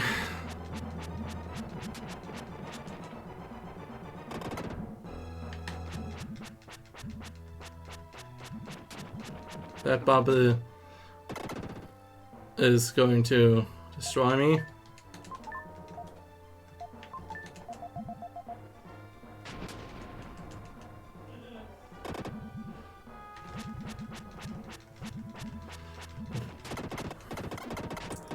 What I did there is something I never do. I did that just as a safety precaution.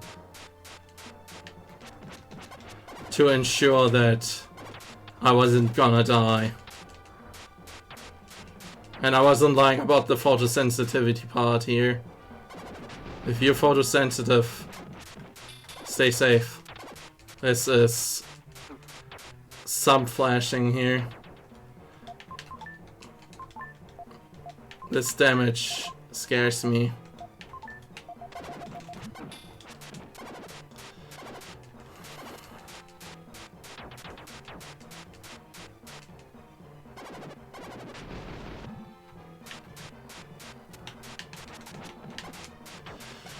Okay, don't be greedy. Don't be greedy. Oh god, I might die now.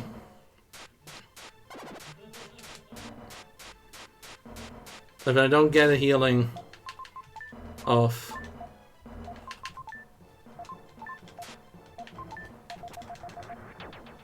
Okay. Now comes the final part of the fight, and that part is rough.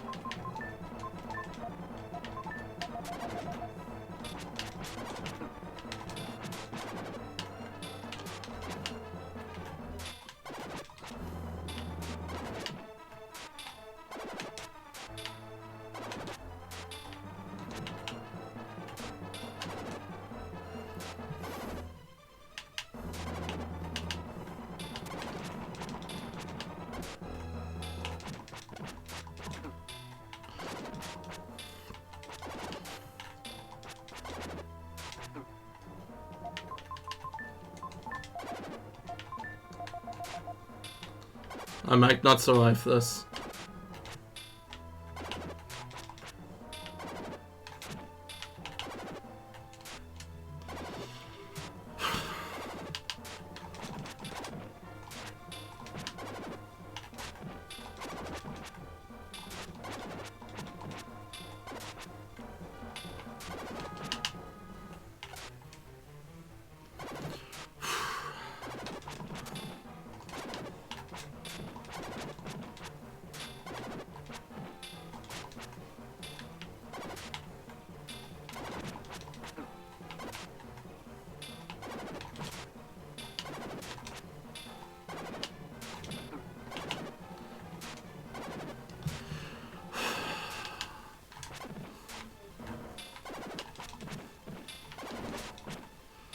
Red orb is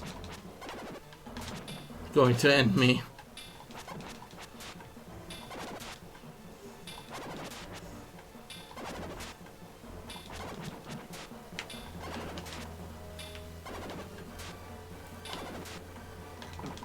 Oh, really close. Really close. I wasn't guard. I let go of guard early and my microphone did. I am not looking for excuses. My microphone was producing static and it did really mess me up. It really did mess me up. I'm so sorry about that. I also did early mistakes and I wasn't going into this with full HP. And I had a bad phase 3, so all these things considered, that was bad.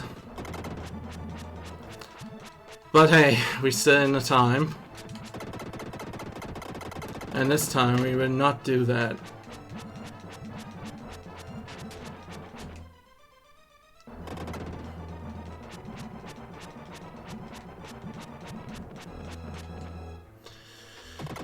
Phase 4 was also not good. This was a smooth phase 3. But a smooth phase 3.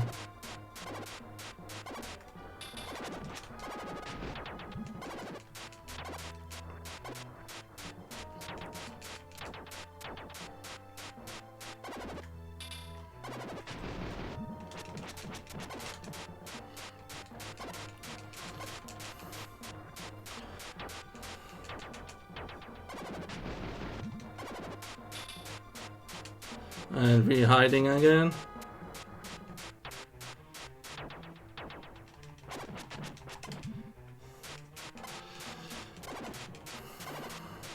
There's no shame in using aura like this.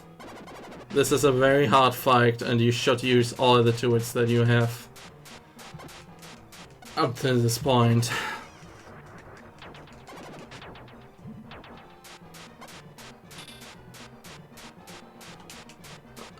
Yeah. I had to hide there, I could have attacked, but I decided not to because otherwise I would have taken damage. That was a slow but really nice phase 4.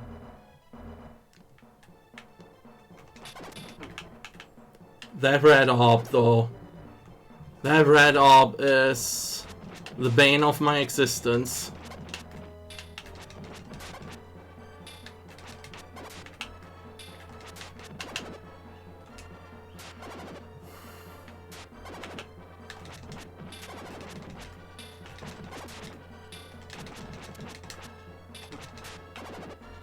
That phase was mean. That laser was as mean.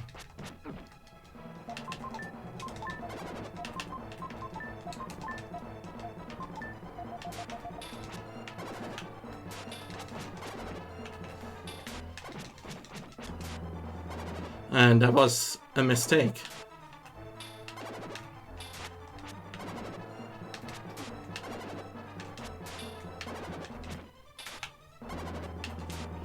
I want to heal right now. I feel not safe with this amount of HP.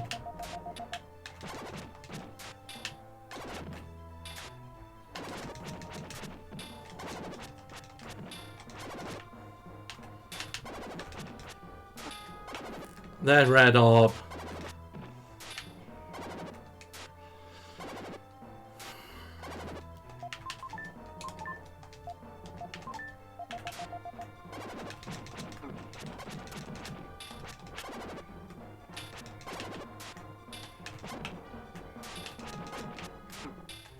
Red orb, please.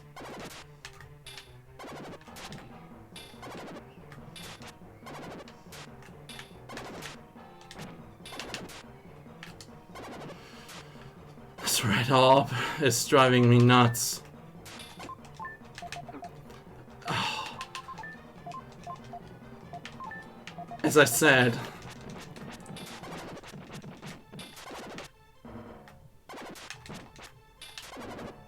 oh my god, red orb. Oh my god, red orb.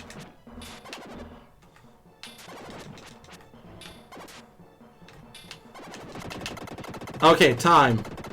Sub 230. There you have it. Oh my god, that red orb is nasty. That could have been a sub 20 even. There you have it. It's possible to do under 230 minutes. 230 time. 2 hours and 30 seconds.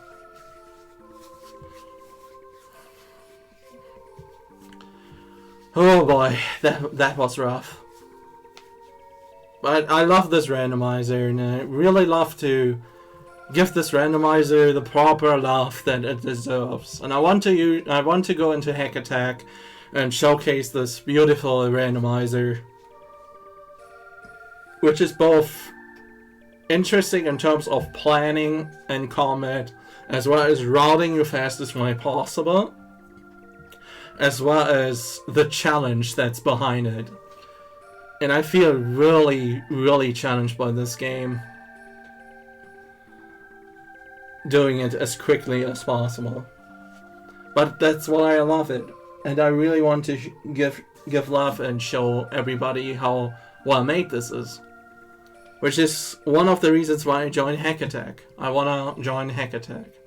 So, judges, this is the submission. At least the first submission or the first run. Maybe I will do another run another day and I will submit that one, but this is just general idea of this randomizer. You have seen basically almost everything of the game. There are certain bosses you haven't seen, but they're all challenging bosses. And when doing quick, it's really difficult. But it's possible, and it shows in time. I will keep practicing and trying to get the time lower. Trying to get better times, better things done, and improve on my weaknesses, which are obviously like sometimes navigation, silly mistakes like missing Lily and the necklace, and obviously having to learn more combat with low stats. My pyramid was solid this time. And killing Fanger was a good choice. Killing Fanger helped me in the end with the stats.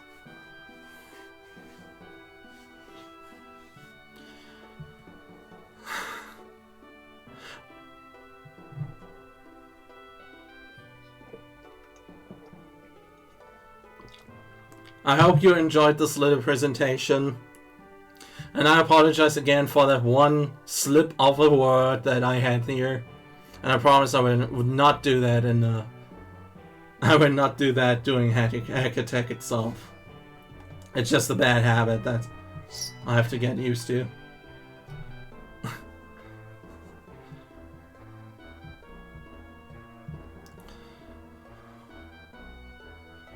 Alright. This is my best time. Yet. And I still had a death at the final boss near his death. So this could have been sub 220. If I would have not choked in the end. And that red orb can be really nasty. That red orb is RNG as far as I'm concerned, and it's unblockable. Maybe I should learn to look at the red orb ISO, and maybe I should aura it.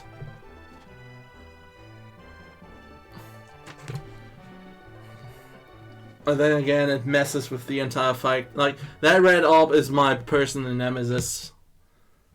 I have to find out a strategy to deal with that. Or if not, then I have to find a lot of herbs. Alright. As I said, thank you so much guys for watching and for looking. And in case there are lurkers there, then don't come out of your lurk. You don't need to. I just appreciate you looking and watching. And I will do more practice in Hike Attack. Hiro-sofT Gaia Randomizer the next few days. And let's see if we can beat our 220 next time.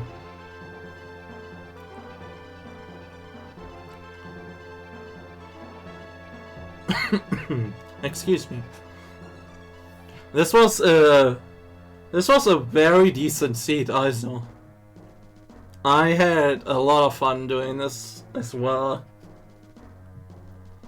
Like, there were obviously things that happened wrong again, but it can't be always. You can't be always win everything.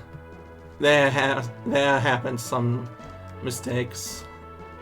I didn't need to reset this time though, so.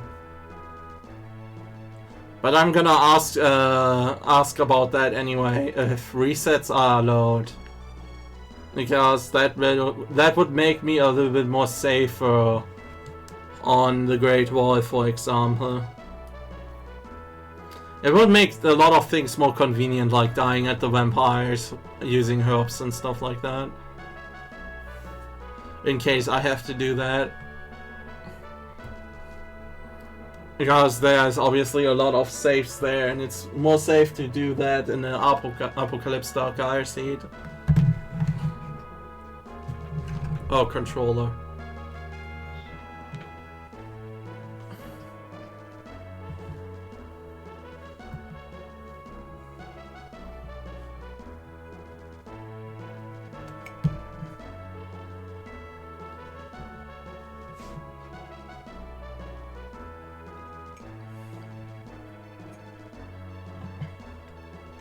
But yeah, I'm trying my best, and I will do this for Hack Attack.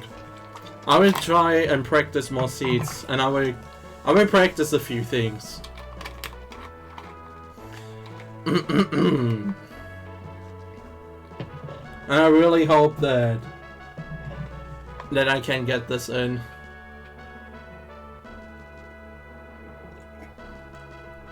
I just need to be this consistent. If I get this consistent with the time and keep getting better times over and over and lower my time ever so slowly, then Hack Attack is going to be possible with a time like this.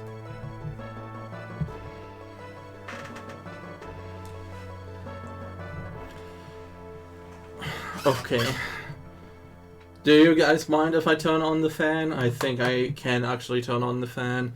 Oh man, wait a second.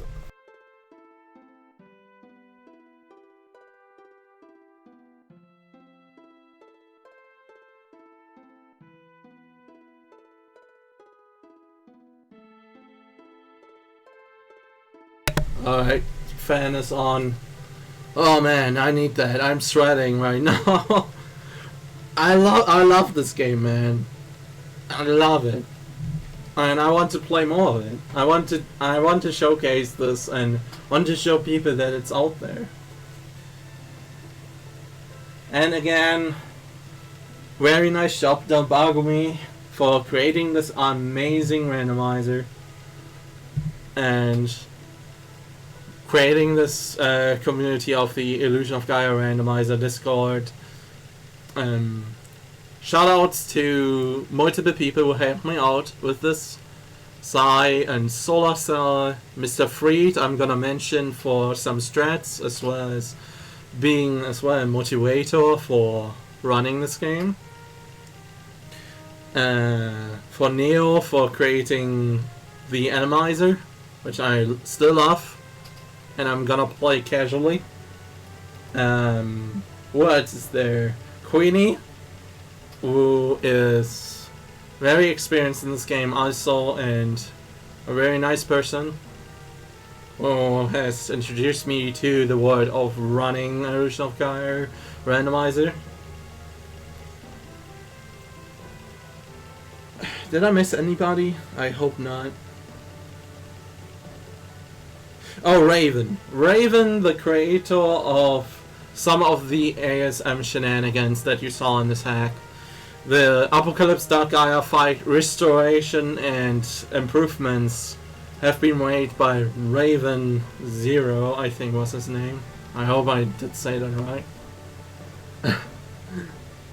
And yeah, also a huge thanks to all my friends that keep watching me and believed in me and running this game. Well, I was still believing in me running this game, I should say. And I'm not that good at that stuff, but I try my best.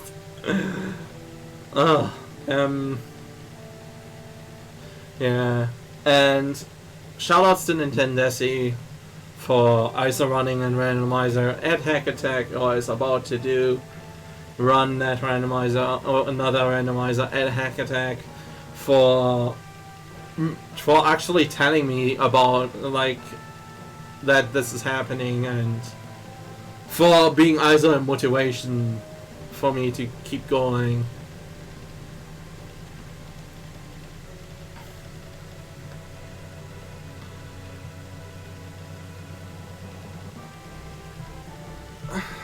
Oh yeah, special thanks to Apo, who is making working on the tracker and the tracker functions, and let's hope that the auto tracker gets fixed by the emo tracker community when the event is going, because that would increase my time so much more.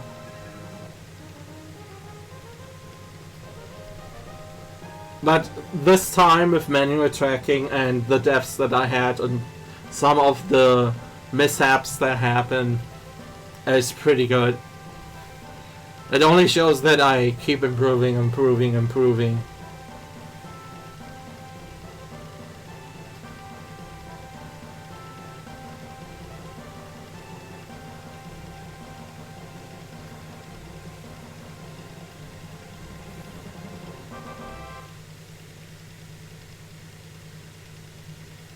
Alright. I will look who is online. And I will send you guys there. So let me see if I can see a possible raid target. And I'm gonna send you there. Is there somebody else playing this game right now? Oh, they are.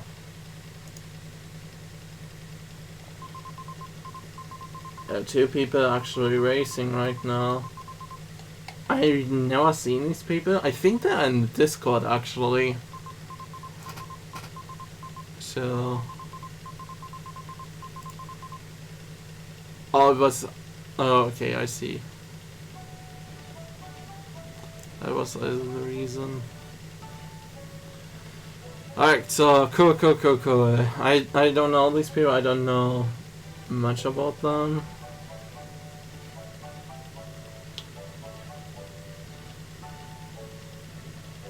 They're both German. I don't want to send you to German people. That sounds weird because I'm myself a German. But I don't want to send you to people who are speaking German. Because I know that you don't understand German most likely. So I understand that. I will send you instead to... I rated him last time, but he's the only other person that's on my friend list that's online right now. Up a lot. And I will send you there. I will send you to Papa Solasal, who is the world record holder of Illusion of Gaia 100%, and the second place world record, second place on the category of any percent Illusion of Gaia randomizer. And not randomizer, the vanilla game. I'm sorry. Let me repeat that. I sent you to Solarcell 007, and he is currently running a game, Lufia 2, and he is going 80%. And it's a very interesting run in which you have to manipulate RNG in a very interesting way. So why don't we go there and give him all the love that we have to not distract him? Okay guys, see you next time. I will keep practicing this and we will get even better times. And in case a judge is seeing this, I hope you had also fun. If you have questions about this, feel free to write this and to actually message me in Discord and ask me about this stuff. I would be glad to answer everything. Oh, I'm sorry. I would be glad to be answering everything and try to answer as much as I can. And I will stay in touch, and I will see how far down I can get the time, and then we get a good time estimate. 2:30, under 2:30 is already pretty good, I would say. That's a good start. Alright, I will send you now to Solar. Give him all your love. Bye guys, until next time. Thank you so much for watching again. Here we go. Raid him on.